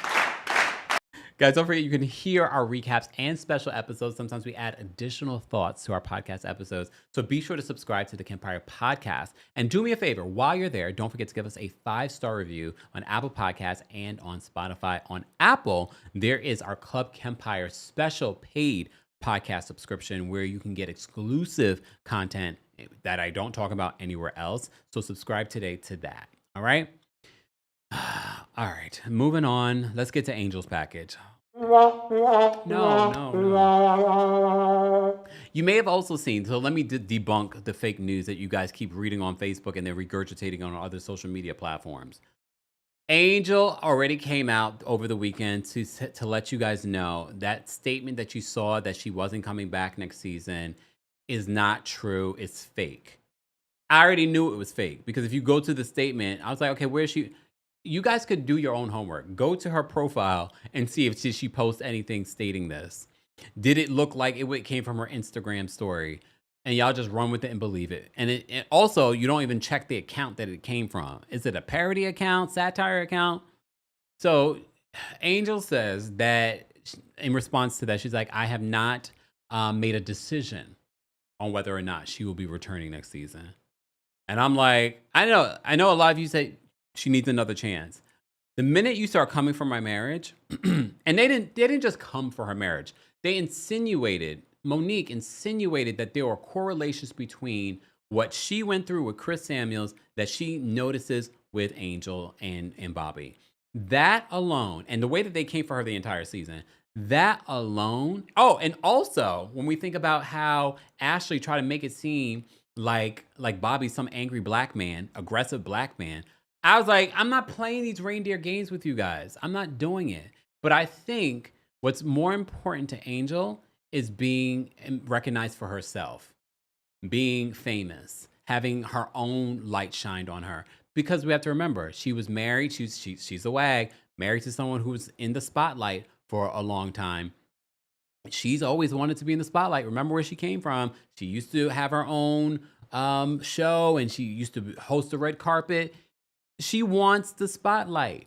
So I wouldn't be surprised if she does return next season. I'm open to it. I definitely think, but I want to see Angel return next season without Kiarna, because we saw exactly what I mean without Kiarna in this reunion, because she can't be great with Kiarna there, because Kiarna's going to be like, what's happening here? You're going to always have that. And I want to see a season without Kiara, not even in friend of role. Nope. She can't be around. She can't be around. And Angel, see if that's your real friend after she's not on the show and you are. And I know you've known each other for almost 20 years, but let's see. Let's see if that's your real friend if you're not on the show. Okay. Just asking. Moving on. So they go through Angel's season, okay? Angel reveals that they did buy a home in Potomac, and it's currently, she's working with the person that helped her renovate the Colorado house. They're working with her on this house in Potomac. Ashley is so cringy. Like, Ashley, you couldn't just be like, congratulations. Ashley's just like, does it have 30 acres? like, Ashley, do you have 30 acres? You literally were on her 30 acres in Colorado. Why is that question? Does it have 30 acres? So Angel responds to her and she's like, well, I'm actually in Potomac. And she was like, well, I could be in Potomac too if I wanted to be. She's like, could you? Ashley, that's another person I do not want to see next season. I really don't want to see it next, because she's become so damn unlikable. Because why was that necessary? Does it have 30 acres? As if Angel doesn't already have 30 acres. She doesn't need another 30 acres in Potomac. All she needs is her multi-million-dollar home. And let's be honest, let's be very, very, very clear, Ashley. The only reason why you have that house and you're not on the street is because Michael Darby bought you that house in your divorce. Stop it. Let's not sit here and pretend, yes, you make some money on the show, blah, blah, blah. Yes, fine. Girl, the only reason why you're not on the street or living even further out than Wendy is because Michael Darby bought you that home. All right.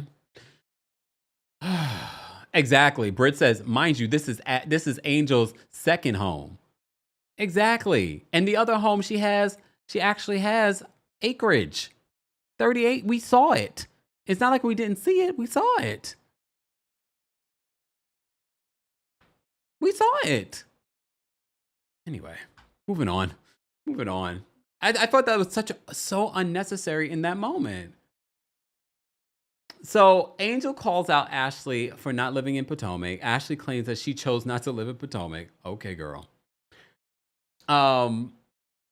Then Wendy calls out Angel for not calling out Tia for bringing that information in regards to her having to move out of the Airbnb. Okay. And apparently they must have had their own side conversation. Tia says, we had our own conversation in regards to her. She shouldn't have brought that information. That wasn't her right to bring that information to the rest of the group. That should have been something that she did. Okay. But it goes back to what people have been saying about Tia. She couldn't wait to go report back to her. You know what Stacey called her. I'm not going to do it. Not in Black History Month. Okay. So, but Wendy points out the hypocrisy of Angel. Like, you had more smoke for me, than you did for your friend here. Okay. Wendy's going to always hold somebody accountable. Is it going to come to bite her in the end? We'll see. Okay. Ooh, you're right, Taco. Taco says Michael Darby's money didn't allow Ashley to live in Potomac either. Right? Because where did they live? They lived in, the apartment was where? Was that in D.C.? Was that even in D.C. or was that with Virginia too? I can't even remember. Can someone remind me? Where was the apartment? That wasn't in Potomac. All right. Moving on. Let's see. Lord. Wendy. So the group reacts to everyone saying that Bobby's the hottest husband. Everyone's just like, you pay attention to Ashley's face when they say that. Ashley, you are so bothered. Girl, who's your man? Is there going to be a man by your side at this reunion? Is Josh Harlow there? Oh, it was Virginia, right? It was Virginia that Ashley had the apartment. It was Arlington. Thank you. Thank you. So homegirl, you can even live in Maryland. Just saying. Anyway, so the group reacts to everyone feeling like Bobby is the hottest house husband. Wendy's just like, I like my Eddie Acefo, my chocolatey Wendy Eddie Acefo. Stacey's like, I like my white chocolate. And then Wendy asks Andy, she's like, Andy, so what kind of chocolate do you like? Wendy, thank you for your service. So Andy says, the darker the berry, the sweeter the juice. Excuse me? Not Andy finally admitting that he likes the black men. Here's the thing though with Andy, and we're gonna call a thing. Andy has never owned that he's been with black men. He's never had one on the red carpet. He hasn't had one of his boyfriends that he does a show with, like the white ones. You notice how he's talked out. He went on a date with Anderson Cooper. The show he has on Sirius is with his ex-boyfriend. So this is the first time Andy has ever admitted to liking black men. Okay? But for those of us in the LGBTQI community know that there are some white men that fetishize us as black men. I'm not saying that Andy does, but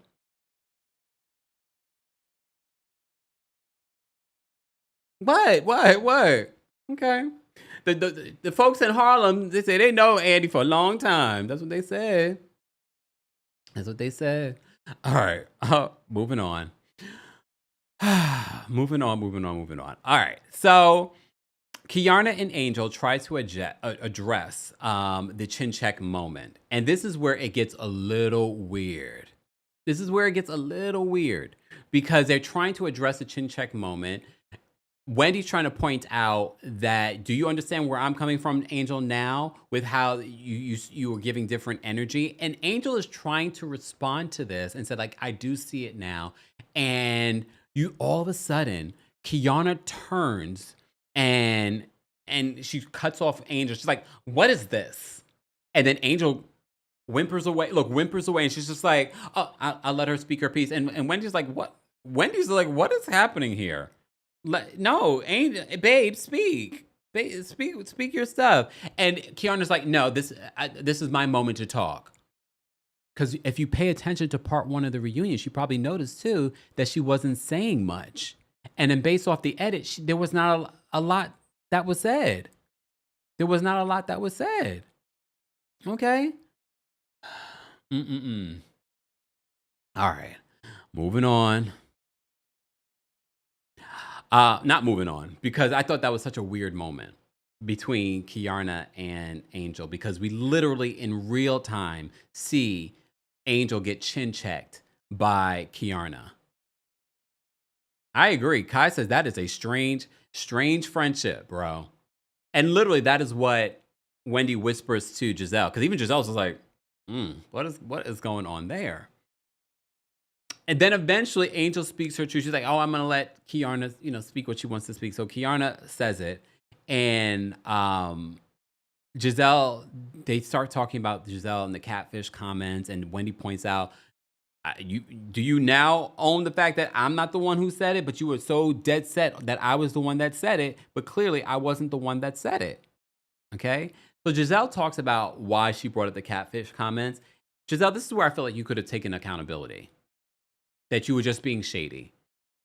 But no, instead you double down and you say, oh, production keeps saying that I'm going to meet this new girl. I'm like, when am I going to meet this new girl? And she's like, production thought I was being shady. And it's like, the person I'm seeing in these pictures is not the person that I'm seeing in front of me. If we're basing off the picture, I might believe that a little bit, the picture that they showed us. However, Giselle, I wish you would have just owned the fact that you were being shady. And that's what Angel said. Like, really? Come on now, Giselle. You were just being shady. You were trying to haze me. And that's exactly how it came across. So Wendy says that Angel was hell-bent on saying that she was the one who said catfish. She says that Angel came into this group with a plan, and she looked at Giselle as a big sister. I 100% agree with Wendy on that. She wanted Giselle's approval. She wanted to be cool with Giselle. She did not expect that Giselle was going to come for her and continue to come for her. So Angel addresses the comments that she made about Wendy's looks, you know, with the a-hole lips and the Forrest Whitaker eyes, and says that Wendy makes an expression that's very similar to an expression that Forrest Whitaker makes. And she makes her face like, So Wendy's like, so what if I said that you look like James Earl Jones? Oh. And shout out to those of you that pointed out, yes, when you look at a picture of James Earl Jones, may he rest in peace. God rest his soul, as Stacey says. He said, God rest his soul. I was like, that could be her daddy, right? That could be her daddy. And I did not expect, because I didn't see people on the internet saying this. So Wendy, kudos to you. You came prepared for this reunion. Wendy was the MVP for me. Her and Stacey. But Stacey made me laugh. Wendy, with everything that Wendy's going through, the fact that she came there looking the best, answering the questions, responding to the questions, bringing up slick shade. She's like, and what if I called you James Earl Jones? And Andy's like, oh no, not James Earl Jones. Lord, may he rest in peace. And then Stacey says, God rest his soul. God rest his soul. She was dead serious with that. God rest his soul. Okay? All right. OMG. I was like, wait a minute. Where did that come from? So Wendy points out Angel's hypocrisy when talking about people's aesthetic. And you saw interviews that Angel did saying, you know, let's stop talking about people and how they look on social media. And that's what you said in that moment with your sister? Hypocrisy.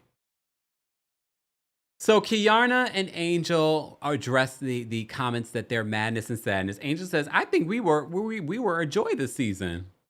Said no one. Said no one. You watched the same season that we watched. You guys were not a joy to watch. You were definitely madness and sadness the entire season. Kiana wanted to point out, I don't know if I believe that narrative. I get along with like 80% of the group. Okay. You still came across like madness, and she came across as sadness. Woo, woo, woo. Woo, woo, woo. All right. We're going to move on. But before we move on, I do want to say thank you. Thank you all for everyone that's liked the video already. But we already have over 3,000 of you guys here. So thank you. If you're not subscribed, get to subscribe. We don't just talk about we don't just talk about Real Housewives here. We talk about everything in pop culture. And speaking of pop culture, there is a new Netflix series out. They're not paying me, but they should, Netflix. On America's Next Top Model, a show I grew up watching. Tyra's a part of it, but she's not producing it. There's also an E! Network documentary coming out. I don't know when that's coming out, but the Netflix documentary already came out today. I will be watching it. No promises on when I will be reviewing it, but I will be reviewing it this week. So stay tuned, okay? So make sure you're subscribed. Make sure your notifications are on. Okay, if your notifications weren't working today, turn them off, turn them back on. And follow me on X, all right? Or Blue Sky. Or Threads, because I post it when I'm going live there too. All right. Let me take a sip. We're gonna get to the last part of this reunion. I am gonna drop the call in link for our members of the channel.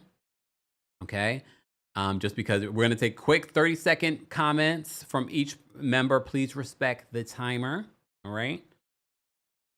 Let me just do this before we get into this last part of the reunion. Okay. All right. So I dropped the call link for all members. So thank you to our members. Become a member today at TeamKempire.com/join. All right. And everything Kempire, including our P.O. Box and other ways you can get merch, because you saw you guys were asking for the Are You Okay coffee cups, sweatshirts, t-shirts. All of that's available right now at thehouseofkempire.com. That's HAUS of Kempire.com. Go get your travel mugs. Tag me in them when you post them on your socials. I want to see them. All right. I still haven't got my travel mug. I need to order that. Way of Keith, thank you so much for the super chat and for being a member. Way of Keith says, Tia the princess must be selling $100 homes for Stacey's house to be bigger than hers. Ashley has nothing but sunflower seeds in her head. Well, damn. Frog, thank you so much for the super chat. Frog says, Wendy and Stacey were kikiing a lot together during part 1, even though they weren't on the same couch. It was cute. Yeah, it was like they were across from each other. It was perfect. It was definitely perfect. So far, they're having a very good reunion. Naturally Dope, thank you so much for the super chat. We appreciate your support. Naturally Dope says Stacey has potential. Not potential. Not potential. One of the things I forgot to mention was Wendy and Stacy, they talk about the whole weed line thing. You know, I probably skipped over it because I feel like we've talked about this endlessly in regards to the whole weed line situation. Stacy was asked about this during the last reunion. Apparently, she had not signed a deal yet. And when asked about it during this reunion, why didn't you say this? She says to Giselle, because she's like, I don't owe you that, Giselle. I love that. She's like, I don't owe you that. But what I don't understand, and I wish someone at this reunion would say it, and maybe they did and it was edited out. Why would you announce anything if nothing has been maybe solidified? And even if Giselle decides to bring it up, that doesn't mean I have to talk about it. Because what if there is a deal that I'm talking about or in the works and it falls through and then I don't, and we come to season 10, what happened to your weed line? Because then you would drag her for that. What part of that don't you understand? Giselle, you had a whole makeup business. And I remember when Giselle launched that makeup business, it was very early on in Potomac. I was really happy for Giselle. It's like, yes, Giselle, use this platform. And apparently the makeup was really good. I don't know why they decided not to keep pushing even after the pandemic. I understood after the pandemic what happened, but maybe it was just too much of a risk financially. I don't know. But I heard the makeup was good. Every hue, I heard the makeup was good. But you of all people should understand how business works. So you can't sit here and be like, oh, none of these people know how business works. You guys have had businesses before. Ashley, you had a business before. I mean, it failed too. I don't understand why you guys don't understand. Just because I'm in talks to do all kinds of things that I haven't shared with you guys. Because I've seen over the years in doing this that there are interviews that could happen. Do I announce an interview until it's done? No, because sometimes things happen. Schedules change. Things fall through. People get arrested. You can't announce something until it actually happens, until everything is signed off. What part of that don't they understand? Nicole, thank you so much for your generous $50. Let me shimmy. Motorboat. Nicole, thank you for the super chat. Nicole says, thank you. Every day I had struggled as a Black woman in this country, heartbroken. I stand in my power. I wish I can give you more love and light. Nicole, this is more than enough. So thank you so much. And look, again, guys, you don't have to send in super chats. I appreciate the super chats. Trust me, I do. And the Venmos and the Cash Apps, because then we don't have a middleman. Just saying. YouTube takes their portion too. So thank you. But you can also support just by liking today's video, by continuing to watch, by subscribing. All of that is helpful. Okay? All right. Dina, thank you so much for the super chat and for being a member. Dina says, Angel's, quote, friend came on another channel and said that Angel's house was actually in a gated community on 36 acres. Okay. Thank you, Dina, for that tea. I love it. I wonder. I mean, I'm not surprised. I mean, clearly they didn't spend the $7 million that she said that the budget was. They spent like a little bit over $2 million. But again, they already have a beautiful, it's still $1 million property. Vivi Vidal, thank you so much or Vivi Vida. Thank you so much for super chat. I crack up every time you say Vivi Vida. Just say Vidal. Thank you, Vidal. I appreciate that. Thank you. You didn't tell me if that was you in the picture, though. Chef Lorraine, thank you so much for the super chat. Chef Lorraine, what is that? Are those cinnamon rolls? Look. What's that in the picture? Are those cinnamon rolls? Chef Lorraine, thank you for being a member for the super chat. Chef Lorraine says, Kiarna don't want Angel to shine, and Ashley is a hater. Yeah. And she just let it happen. Maybe Angel feels a loyalty to Kiarna because she probably feels like maybe Kiarna got her the conversation with the network and production. So maybe that's why she feels loyal to her. Girl, that's the real test of your friendship is if you come back next season and Kiarna's not asked to come back, that's going to be the real test. Miss Esquire, thank you so much for the super chat. Miss Esquire says, comparing a Black woman's looks to a man is the deeply racist and sexist trope. Nasty work, not during Black History Month. In regards to Angel making comments about the Forrest Whitaker eyes to Wendy. All right. Wave Key says, Chef Lorraine passed him one. Yes. Asset says, Kempire is such a tourist, always talking about food. Well, I cannot wait to be done with this live so I can go eat something before our next live at 3 p.m. Eastern for Married to Medicine. All right.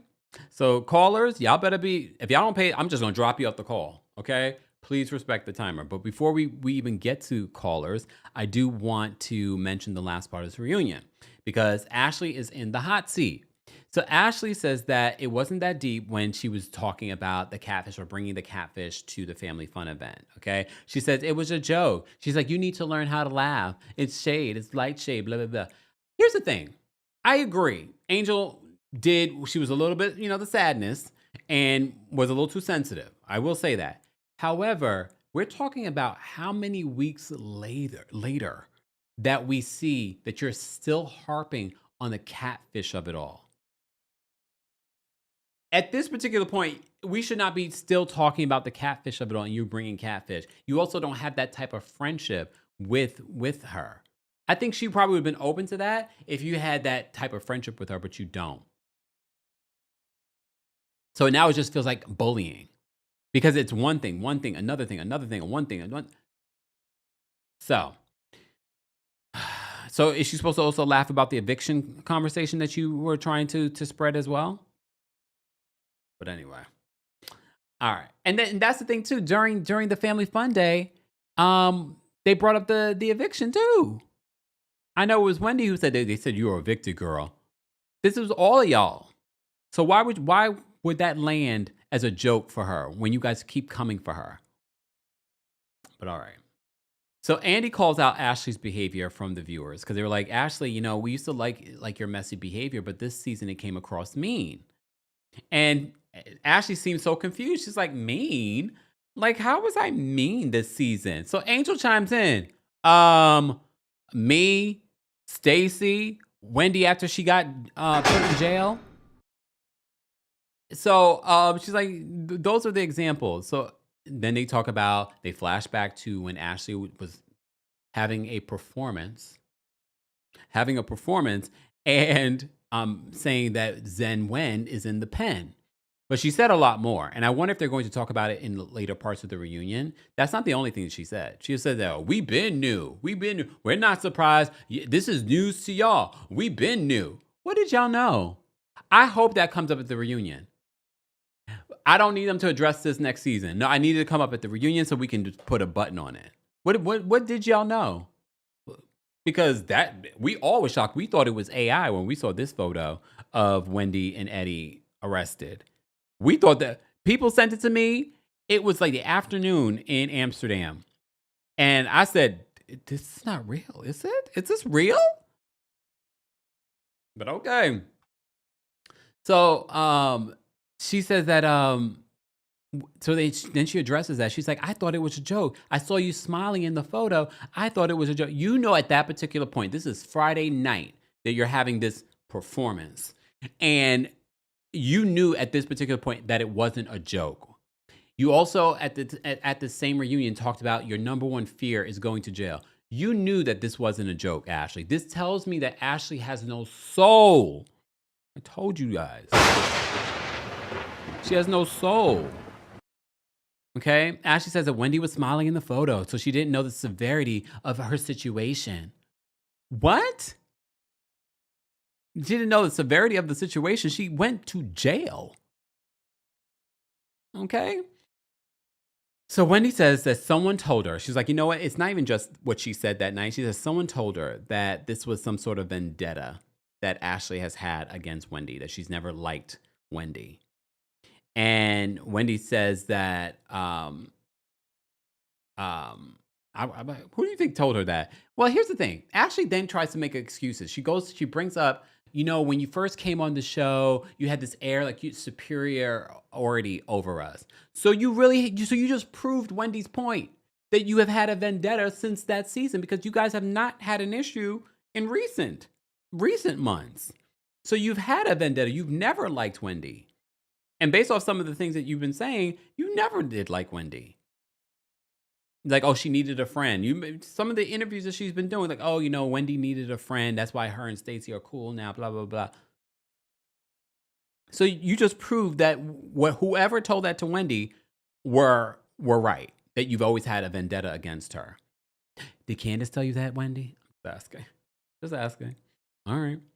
So Wendy says that how Ashley views how Ashley views her has nothing to do with her and everything to do with Ashley.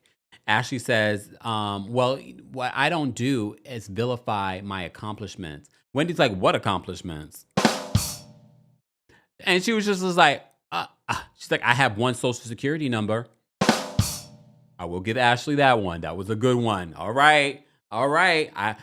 Well, she could also say, I only have one identity. I only have one identity. The way that this was edited, it's going to seem like Wendy doesn't say anything and that Wendy's mute. Like that shut her up. No. We're going to see Wendy say something during the part two of this reunion. But I'm going to give it to Ashley. I'm going to give it to Wendy. It was a good sparring. Wendy's just like, she's like, Ashley, I don't vilify my accomplishments. How was that vilifying her accomplishments? That part I also didn't understand. Words mean things, Ashley. I don't think that's what you meant, but I don't vilify my accomplishments. And Wendy's like, what accomplishments? She's like, I only have one social security number. Okay. Oh, Lord. All right. So that is it in regards to part one of the Real Housewives of Potomac season 10 reunion. We're going to get to some quick callers. Callers, please respect the timer. I got to get off here so I can watch Married to Medicine, because we will be recapping Married to Medicine at 3 p.m. Eastern. Okay. Exactly, Malicious. We don't know if there were multiple social security numbers. She said, did they have multiple social security numbers or aliases for package deliveries? Well, that is what Wendy and her attorneys are saying, that those aliases were for packages, but the prosecution is saying that it was for something else. And that they had how many credit cards? 40 something credit cards, they said. And then Cameron talking about having 4 phones. I don't know. Yes. Ozier says, I think she meant weaponized, damn dummy. Because when she said vilify her accomplishments, I was like, I don't think that's what you mean. But yes, Ozier. Beautiful photo, Ozier. And if I mispronounce your name, I apologize. Please let me know the correct pronunciation. All right, let's get to the callers. Keep in mind, the opinions of the callers do not represent the opinions of myself, the Kempire LLC, or our sponsors, okay? And everything that they say is of their opinion and alleged, okay? Shadrika, thank you so much for the super chat. Shadrika, beautiful photo. I like that hair color, Shadrika. All right. Shadrika says, I find Wendy's reasoning behind Stacey's weed brand name interesting. Oh, I forgot about that. We talked about this, I think on Friday when we were talking about the clip, in regards to Wendy saying that she feels like that the reason why Stacey named her cannabis line something Nigerian was the fact that she wanted to take a dig at Wendy and Eddie because of what they did to her with the TJ of it all during the last reunion. I will say this though, based on Stacey's response, she didn't deny it. She's like, really? That's interesting. And Giselle looks at Wendy. She's like, you think that she's that deep? She's like, no, I think she's that smart. Okay. I don't know. I do feel like that could be a bit of a reach because that's your whole brand name. But I will say Stacey didn't deny it. She didn't deny it. Thank you, Shadrika, for the super chat. Vidal, thank you so much for the another super chat. She said, yes, that's me in the photo, my 40th birthday shoot. Yes, okay, horses. All right, this is perfect for, because that was the whole theme of the reunion for Potomac, horses. Ron, thank you so much for the super chat. Ron says, side note, the great Robert Duvall just passed away at the age of 95 years old.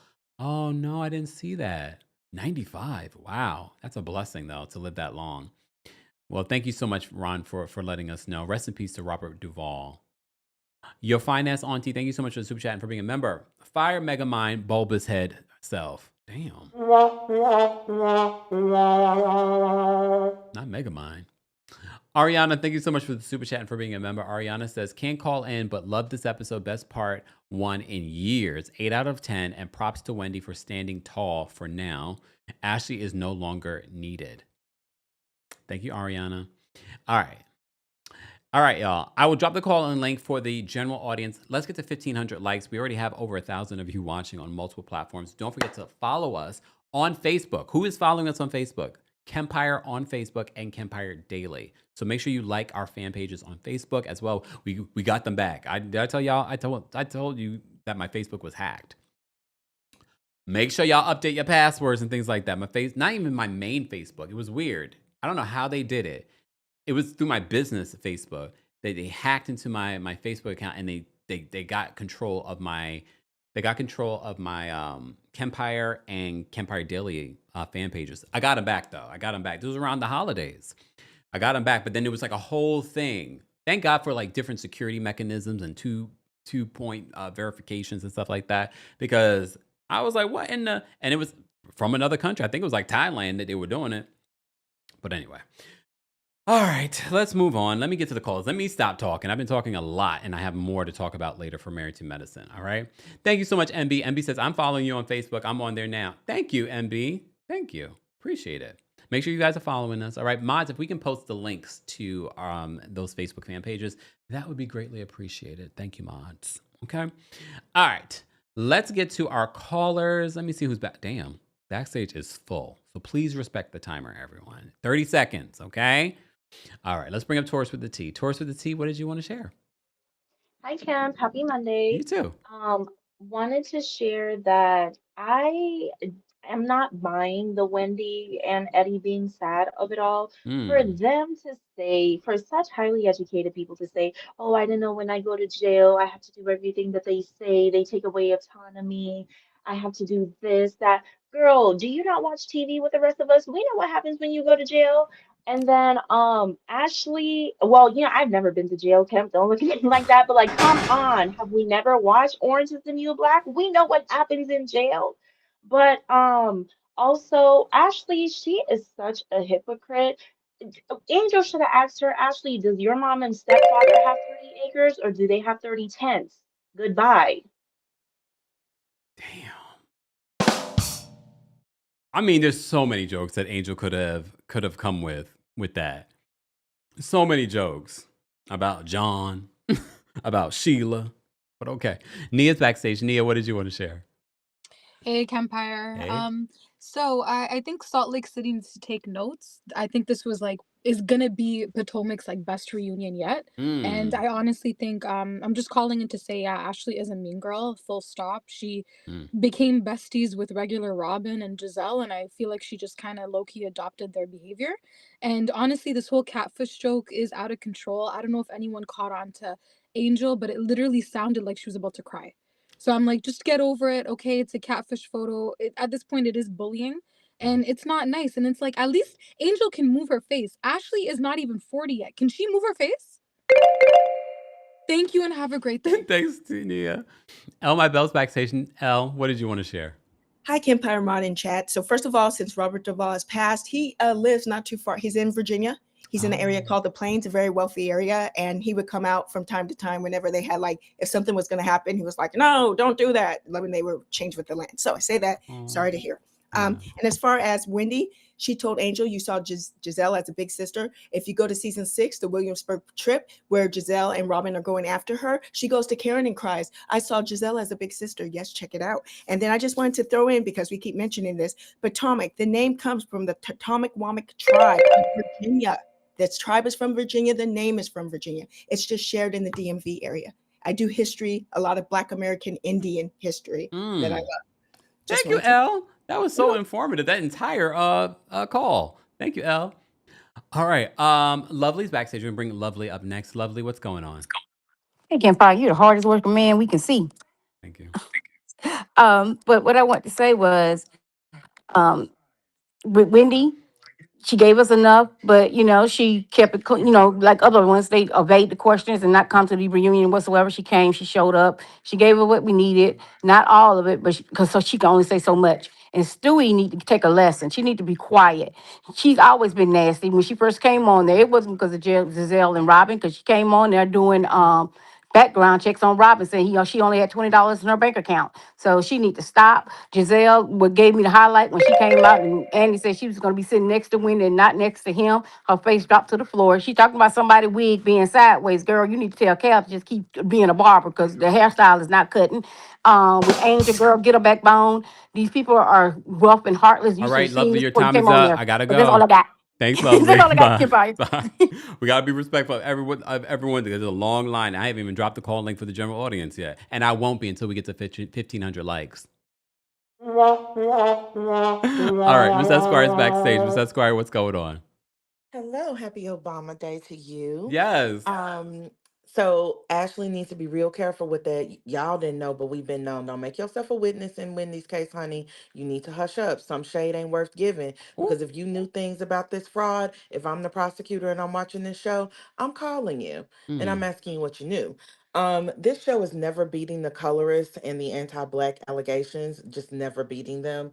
I will say Wendy cannot take a plea deal, y'all. I can't explain it enough that unless they are going to reduce those charges to something other than fraud, she has to fight this case because pleading guilty to fraud is will ruin her life. It will make everything in her life much more harder to access and do. So if you don't understand why she's fighting that case, we can have another conversation about that. But she has to until they will reduce those charges to something else. But yeah, Mm. great reunion. Really enjoyed it. Hope Angel does not come back. I was really hoping that statement was not AI because she's not long for this world. But that's it. Also, Greg filed to modify his child support. Oh. hmm Okay. So that's a part of the custody hearing now is her modifying custody and him modifying his child support. So him going to buy a $100,000 engagement ring on national television probably did not look good for him in these court proceedings. Probably didn't go over well, honey. And his ex-wife has filed an opposition to that motion for him to modify custody. I can't see all the exhibits, but I would imagine some of the flossing he been doing on national television is a part of it. Again, be careful what you put on TV, baby. It might end up in court. Bye. Thanks, Ms. Esquire. That's why we didn't give Ms. Esquire a time limit because she brought us information. She addressed the legality of the fraud situation for Wendy, and she gave us an update on Greg and his situation. Yeah, and he was trying to floss on that show this season at her, I think, instruction. Hyatt's backstage. We're gonna bring Hyatt up next. Hyatt, what did you want to share? Hi, Kempire. Hope Okay, you're I well. am. I'm so happy you brought up how Giselle was acting early on. Little side conversation with Andy tells me everything. And what's annoying about this is like Giselle is not the smartest, so you can tell what's going on, and those like the wheels are spinning. Like, how do I do what they tell me what to do? They need like a Phaedra who kind of covers her hands a little bit better. But that's my Mm. thing. And then in terms of Ashley, only thing I gotta say, Ashley, is you need to be afraid of jail when you were married to Golem. That's it. Oh, that was perfect. Thanks, Hyatt. All right, let's bring up O'Shea. O'Shea, what's going on? Hey, Kempire. Okay. It's like the first time in years that Potomac has had a good first part reunion that's not Mm. overly toxic and overly dramatic. It was nice to watch. Yep. And even though Wendy did hold her own, she's not well. To Mm. be able to switch on and off like that is, I don't know, it's a lot. And I think it has a lot to do with a lot of this fan base overly infantilizes her. She's a Mm. grown woman. This is, I don't know. But yeah, that's it for me. Kempire. Thanks, O'Shea. Thanks. Take care. All right, let's bring up Miss Sharon next. Hold on, Miss Sharon. O'Shea did that in 20 seconds. Hey, Miss Sharon. Hey Kempire, how you doing? How are you? I'm doing fine. I got my mug that I ordered. It's nice. I like it because it's a lot bigger and it's a lot thicker. Oh, I'm gonna leave that alone, Miss Sharon. Miss Sharon, thank you so much. Thank you for supporting always.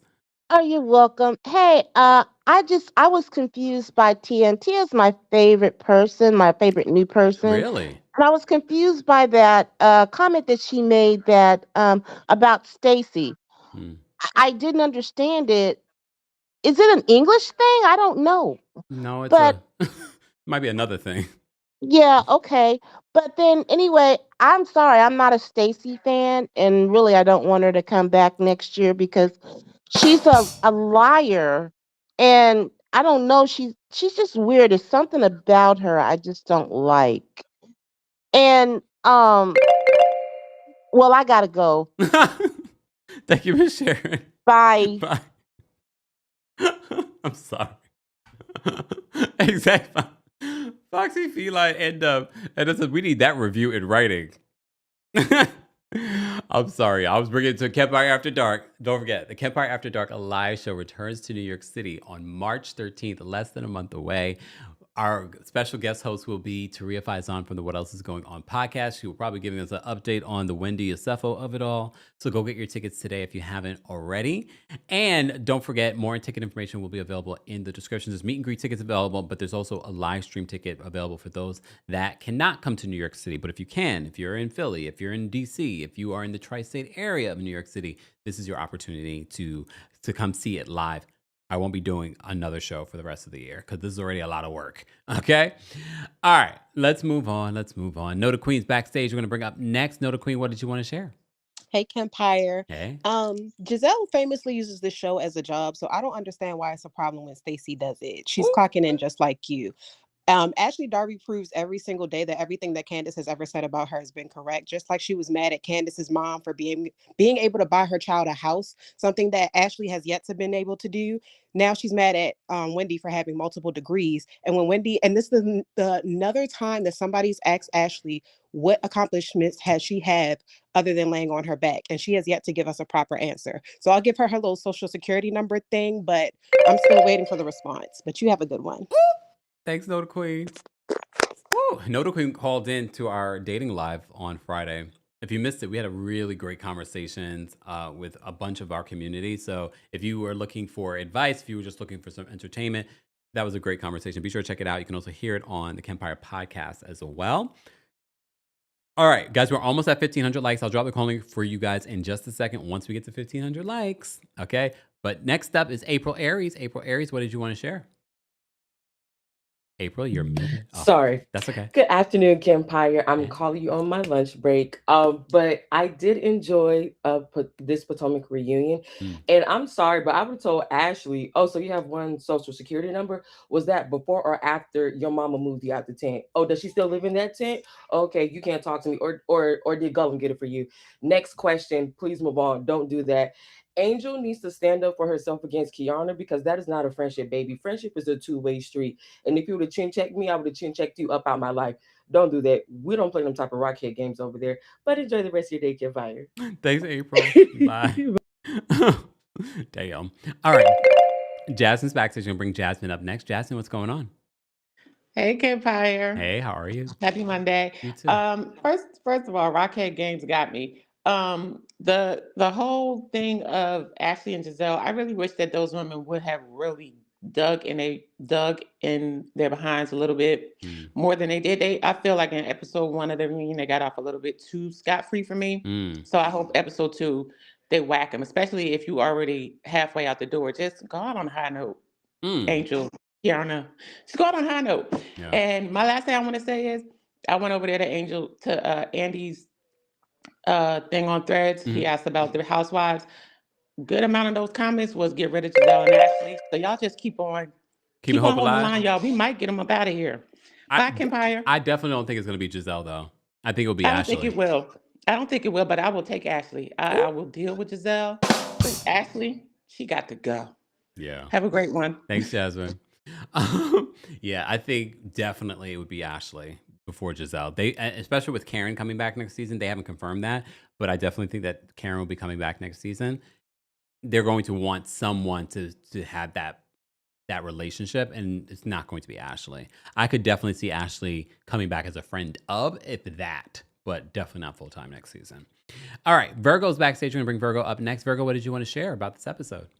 Hey, Kempire. Hello, Hey. America. Yes. So, question. So, are we saying that Angel's original pictures are McDonald's and her catfish ones are McDowell's? Shout out to James Earl Jones. Yeah. Thank you. That's it. All right. Thanks, Virgo. Yeah, because if you know, coming to America. Just saying. Angel's backstage. We're gonna bring up Angel next. Angel, not Angel Massey, our Angel W. What's going on, Angel?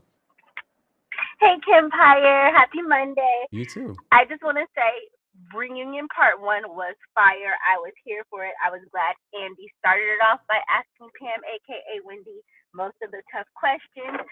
She held her own this first part. I'm waiting to see how it plays in Part 2 and 3 if she continues to hold her own. But MVP goes to Wendy and Stacey. That is it. And Tia and Ashley, you completely flopped. Goodbye. Thank you for your services.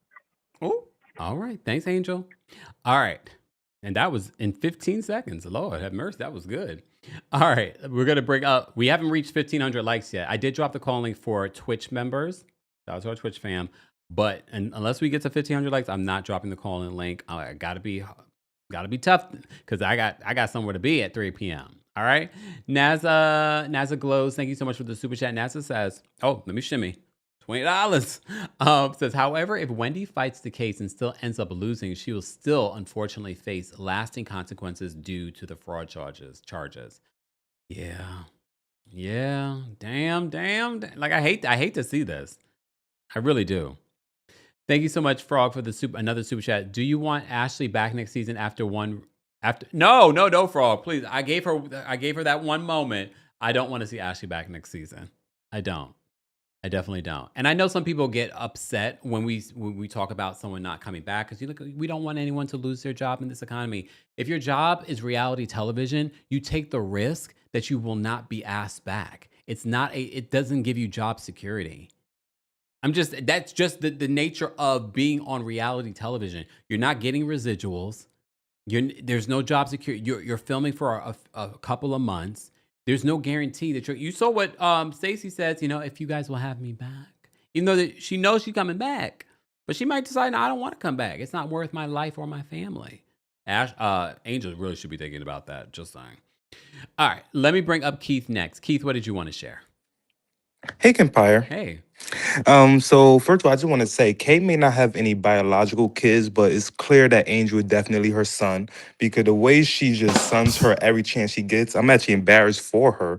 And also, Ashley, I actually kind of find it funny that you want to talk about having a sense of humor, but what I actually find really funny is having threesomes with a man that cheats on you and then goes out to London to have, with boys out in London. But what's also funny is watching your man on television squeezing the behind of a producer and then you still defending him. But what do I know? I don't have a sense of humor. But yeah, that's about it. Damn. All right, cold-blooded. Thanks, Keith. Woo. Well, damn. All right, we're like one like away from 1,500 likes. Okay, we just hit 1,500 likes. I'll drop the call link for the general audience. There you guys go. You're lucky because Toya's backstage waiting, okay? Let's bring up Toya next. Toya, what's going on? Kempire, can you hear me? Barely. Do you have headphones on? Yes, and I'm outside. I just wanted to say really quickly. Can you hear me? Are you good? Yeah, go ahead. Okay. I just wanted to say, I wonder if Wendy can get an Alfred plea where you're not like saying like you are pleading guilty, but you're also admitting that the evidence against you is overwhelming. So sometimes people do that. They don't plead guilty, but they take the Alfred plea. But I know Miss Esquire already came up. But I also want to say I do like that she was very open and honest with her kids. And that's not something that as a Jamaican I've experienced. So I love that she's trying to be a little bit different. I think she did a good job. Thanks, Kempire. Thank you so much for calling in, Toya. Yeah, I mean, I don't know. I guess we would have to wait and see. This is all going. That's a good question to ask our attorney friends in regards to: is there any way that they could come up with some sort of plea deal that would not have lasting effects when it comes to their lives? So I don't know. I guess we'll have to see. Oh yeah, that's the term. That's the term that she was thinking of. No contest. I don't know. Miss Esquire, can you call back in? Can you call back in?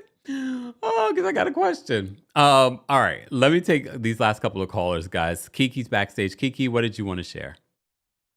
Hi, Kempire. So quickly, I think Kay can go. Honestly, Kay is giving mean girl. She's giving bully. I just don't understand where her energy is coming from, but she's really putting a damper on the show. I can't stand Kay. I can't believe I liked her at some point, but yeah, no, she should just go. She's just negative. So yeah. Ooh. All right. Thanks, Kiki. All right. We got Kyle backstage. We're going to bring Kyle up next. Kyle, what did you want to share in regards to Potomac's reunion? I want to say that people call Stacy a liar, but I think that Stacy is strategic because with this group of girls, you're damned if you do and you're damned if you don't. So, like, I don't think telling a bunch of bitches your personal information that are out to get you is strategic, anyways. And we see that happen with Angel. Angel tried to come and be transparent, and they threw her under the bus. So, I think people need to stop calling Stacy a liar and realize she's clocking in just like Giselle's clocking in. Oh, all right. Thanks, Kyle. You too. All right. We're going to bring up Ty. Where are you?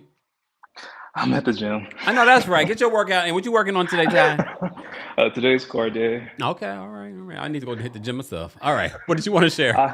I wanted to respond to Ashley. I only have one social security number. Well, that's all you need when everything is in Michael's name. Bye, Kempire. Thanks, Ty. Enjoy your workout. Damn. All right. Oh, wait. All right. One of our faves is here. Hey, represent yourself, legal. How are you? I'm doing good. Can you hear me, Kim? Yes. Okay, I'm on my headphones walking through the airport. I'm doing good. Good to see everybody. Where you going? I'm in Santa Fe. Oh, okay. So you're going back home? No, I'm just gonna chill out here in the desert for a little while. I know that's right. I wish I could do that. You can. You right. Okay. Did you hear some of the questions that people have in regards to Wendy, whether or not she should take a plea deal, not take a plea deal? I know Miss Esquire weighed in. She even gave you a shout out. Let me just read her comment. I want Coco Esquire to talk about whether the Alfred plea would change any impact of the fraud charges on their lives. I haven't looked that up, so I'm not. Give me a minute to process that. I called in to say beautiful dresses, beautiful dresses. Dresses. I'll think about that question. I did hear the one about no contest. Yes. And I think that, no contest certainly happens in some instances. I think that given the dollar amount of this particular question, it would be unlikely that they would offer a no contest, because you got to think about it. You have a corporation is the victim here. And this is the exact type of white collar-ish crime that we need to deter. Shoot, I want it deterred because it makes all of our premiums go up, right? And so I think you see no contest typically for crimes with lesser impact. So maybe had it been a $20,000 issue or a $10,000 issue, but this is a lot of money we're talking about. Technically, they never got the 400-something thousand. Would that matter? Well, what did they actually get? Like 20-something thousand? I mean, I think that bodes in their favor, but the fact that they sought to get it is problematic. Also, the fact that this is a great opportunity for the DA's case to deter crime. I mean, they know she's a celebrity. Everybody's going to see it. By everybody seeing it, it will likely, or hopefully, this ain't scientific, but reduce the likelihood that others may do the same thing. And so I do think that, I don't know about this Alfred plea situation, so I don't speak on. We're going to be continuing to talk about this, I'm sure, for the next parts of the reunion. So think about it and call back. Yeah, and I just want to reiterate what I did hear Ms. Esquire call in. The issue here is the fraud. And once you are adjudicated in this country to be a liar, to be a fraudulent person, you will never be able to present yourself as trustworthy in any venue. And that's the issue here. So nobody will, they can say Stacey is lying, but she hasn't been adjudicated as a liar. So that's just, but if she were to go to court and they were to adjudicate her as a liar, then she would be a bona fide liar, which will prevent her from doing business in almost every single industry where honesty is at the core. Can I just ask you this? Stacey technically lied Stacey technically lied that she wasn't she was the one that filed for divorce, but the court docs show that he was the plaintiff and she was the defendant. Does that make her officially a liar? No, Yeah, no, she's still not officially one. She okay. just misstated. Okay. Okay. She would, she Okay. would, Good lawyer. she would officially be one had someone brought her to court and had a judge evaluate impartial evidence and determine her to actually have made this misrepresentation with intentionality to deceive, et cetera, et cetera. So it's the intentionality part of it is pretty significant. And even though we know that she probably tells tall tales, as does Giselle, as does Ashley, once you get a stamp from a judge, it's really hard to come back from that. And so, yeah, shout out to Wendy, though. She looked amazing. I think she did a great job considering. Yes. But then we also saw one more thing, Kempire. Did you see where she was talking about evidence in someone else's case? I can't remember the one. I was like, look at Wendy, not being a lawyer. So she knows what's up. She knows what she's up against, and that's why she's sick with it. Yeah, I think she handled herself really well. Do you think she really prepped with her attorneys?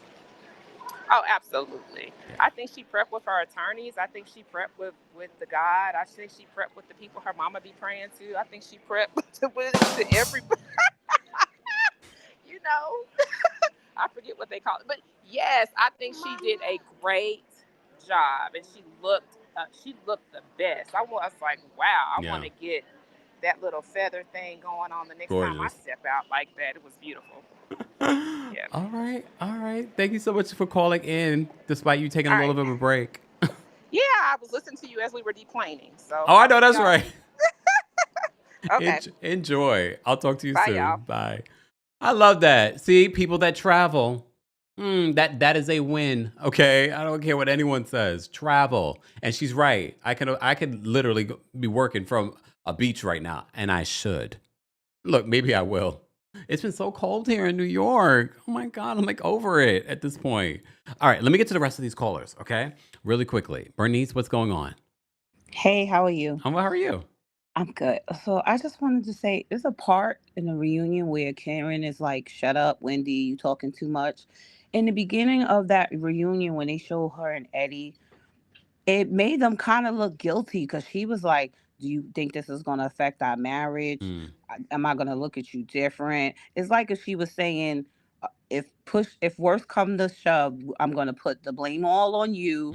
But then because it's like if it was his idea to do, and then will she resent him, have some type of resentment for him? So I thought that was interesting. I'm like, is they confessing? Yeah. Or just they were stressed. Bernice. Thanks for calling in, Bernice. All right, we're going to bring up Blessed Jess. What's going on? What did you want to share? You're Hey, muted? Kempire. Oh, there you go. Can you hear me? Yeah. I just want to say that I've been listening and reading Wendy's book. And in the book, she did talk about how, as a Nigerian, she has to show up a certain way and has to always like put on a brave face and everything. And she also did talk about how Eddie did want to pursue her. And she mentioned about like him not having a car, but she said in the book that she said that because she really wanted to pass her exams, pass the bar, and like, because she basically had a semester like where she got like bad grades or something like that. And she really wanted to take that time to focus on her education. So that was just what I want to point out. But I'll call in and like bring in certain things that I'm seeing from the book that I see that are that are reflecting right now. Thank you, Blessed Jess. We appreciate that. No problem. Take care. All right. Last but definitely not least, we're going to bring up Brandy. Brandy, what did you want to share? Hey, Kempire. Hey. Did anybody mention when Andy asked Stacy who filed for divorce? Yeah. And she said she did. Okay, I didn't hear that part. But yeah, I'm like, poor Stacy. She's just always getting caught in a lie. No, she doesn't hear that many lies. Yeah, but that was one though. You didn't hear? I just asked Coco Esquire about that. Okay. Yeah, I didn't hear. I was distracted for a second. That's okay. Is that it? That was it. Thanks for calling in, Brandy. All right. Bye. All right. Thanks to everyone that called in. Thank you guys already for over 1,500 likes. But if you're part of the replay crew, be sure to let us know your thoughts and opinions on part 1 of the Real Housewives of Potomac reunion. What stood out to you? Who stood out to you? What did we not talk about? I feel like we talked about a lot. I was writing down all kinds of notes. Allie, thank you so much for the super chat. Allie says, hold on. Rick Scott stole over $1 billion from Medicare. He's current sitting U.S. Senator. Fraud is no longer the end all be all in this country. Allie, is Rick Scott a white man? He is, I know. It's a little different. The president. Lots of fraud there. We all know that it lands a little bit differently for black people and black women. Just saying, it's not going to, and an everyday person as opposed to someone of means and money. There's so many levels between color, gender, money, like all of that. Naza, thank you so much for the super chat. Naza says, playing devil's advocate here. If Eddie were to take the fall, I wonder if it would lead to a divorce. Oh, I don't know. If anything, I think she would stay with him if he took the fall, right? V, thank you so much for the super chat. V says, hey, Kempire in chat, just stopped by to say this reunion was actually pretty good. Hashtag replay crew. Thank you, V. We appreciate you. Hope you're having a fantastic day. I hope you guys had a fantastic Valentine's Day. If you missed it, we did do a special dating live on Friday. So be sure to check that out if you missed it. And you can also hear it on the podcast. So be sure to check that out. I see Mara's backstage. Mara, you're going to be the last caller. But you got to be quick because we got to go live at 3. What's going on, Mara? Hi, Kempire. How are you? Oh, well, how are you? I'm okay. I need Ashley to stop with the wide, big forehead. I mean, the way she spoke to Wendy, I know that Wendy has a fault, but it was so clear that she's never been on the good footing with Wendy from the beginning. She has so much to say about everybody else, but nothing about her divorce, her grabbing ex-husband, behavior, nothing. She just has so much to say about other people. As for Stacey, I can't wait to see what she brings on the table next season, if there is a next season. Oh, okay. All right. Thanks, Mara, for calling in. Have a good one. All right. Thank you to our King's Guards for holding us down. Thank you to our channel members. Thank you to the 1,576 of you that have liked the video. A round of applause for you guys.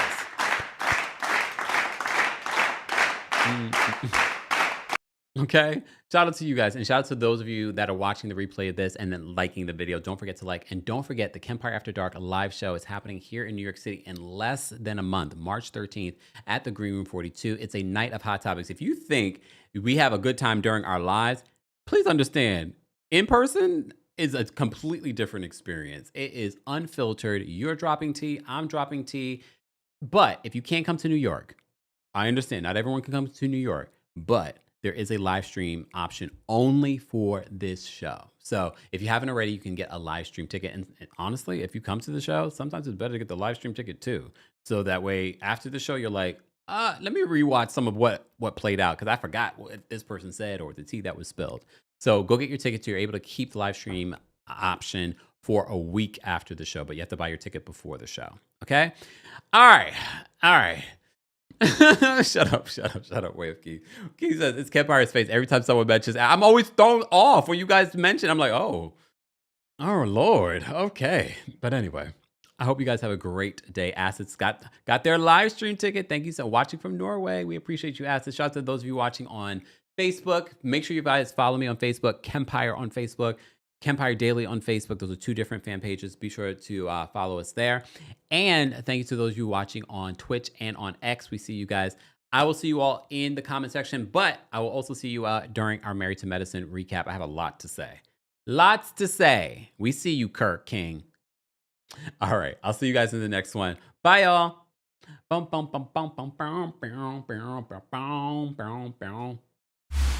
Here we go now.